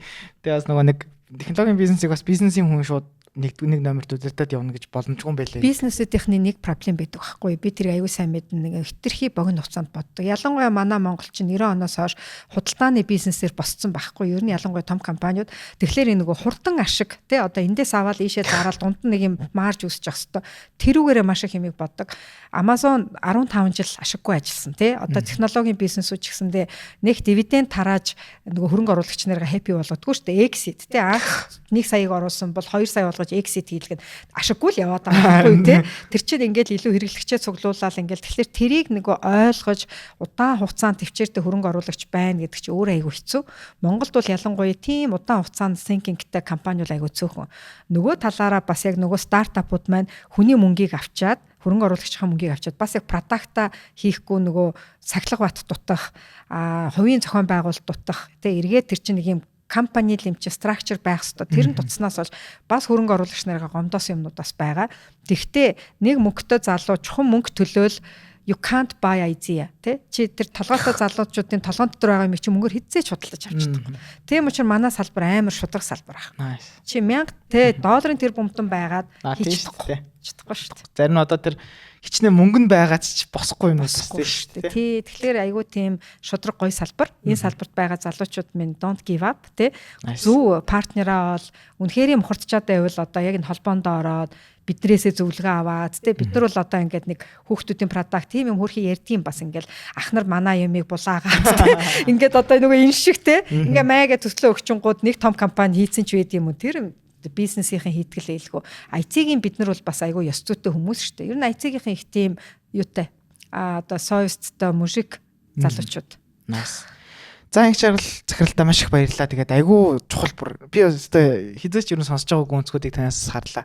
Тэгээд бидний мэдэхгүй зүйлсүүд бас айгүй их байд юм байна. Манай залуучууд ч гэсэн бас айгүй шинэлэг үнэхээр амар онцгой дугаар болох шиг боллоо гэж би хувьдаа харж байна. Тэгээд би гэрээтэй холбоотой бүх мэдээллүүд болон их жаргал захирлын бас хувийнхан сууг те та айгүй их сууг өөрийнхөө хувийн суугаар айгүй гоё мэдээллүүдийг хүргэдэг. Тэгээд бүх мэдээллүүдийг энэ контентын description хэсэгт оруулчих. Тэгээд урилга хүлээж авч оролцож маш их баярлалаа танд. Тэгээд ийм гоё чухал яриаг хүрнүүлсэн бас маш их баярлалаа. Тэгээд гэрээгээ бас ирэх жил 10 жилийн болох юм байна. Тэгээд тэр үеэр нь бас дахиад яриа өгнө хийхэд бас айгүй тохиромжтой байх гэж бодож байна. Тэгээд энэ хүртэл сонссон бүх хүмүүстээ маш их баярлалаа. Тэгээд Дараагийн дугаар уулзлаа. Тэр бай. За, thank you.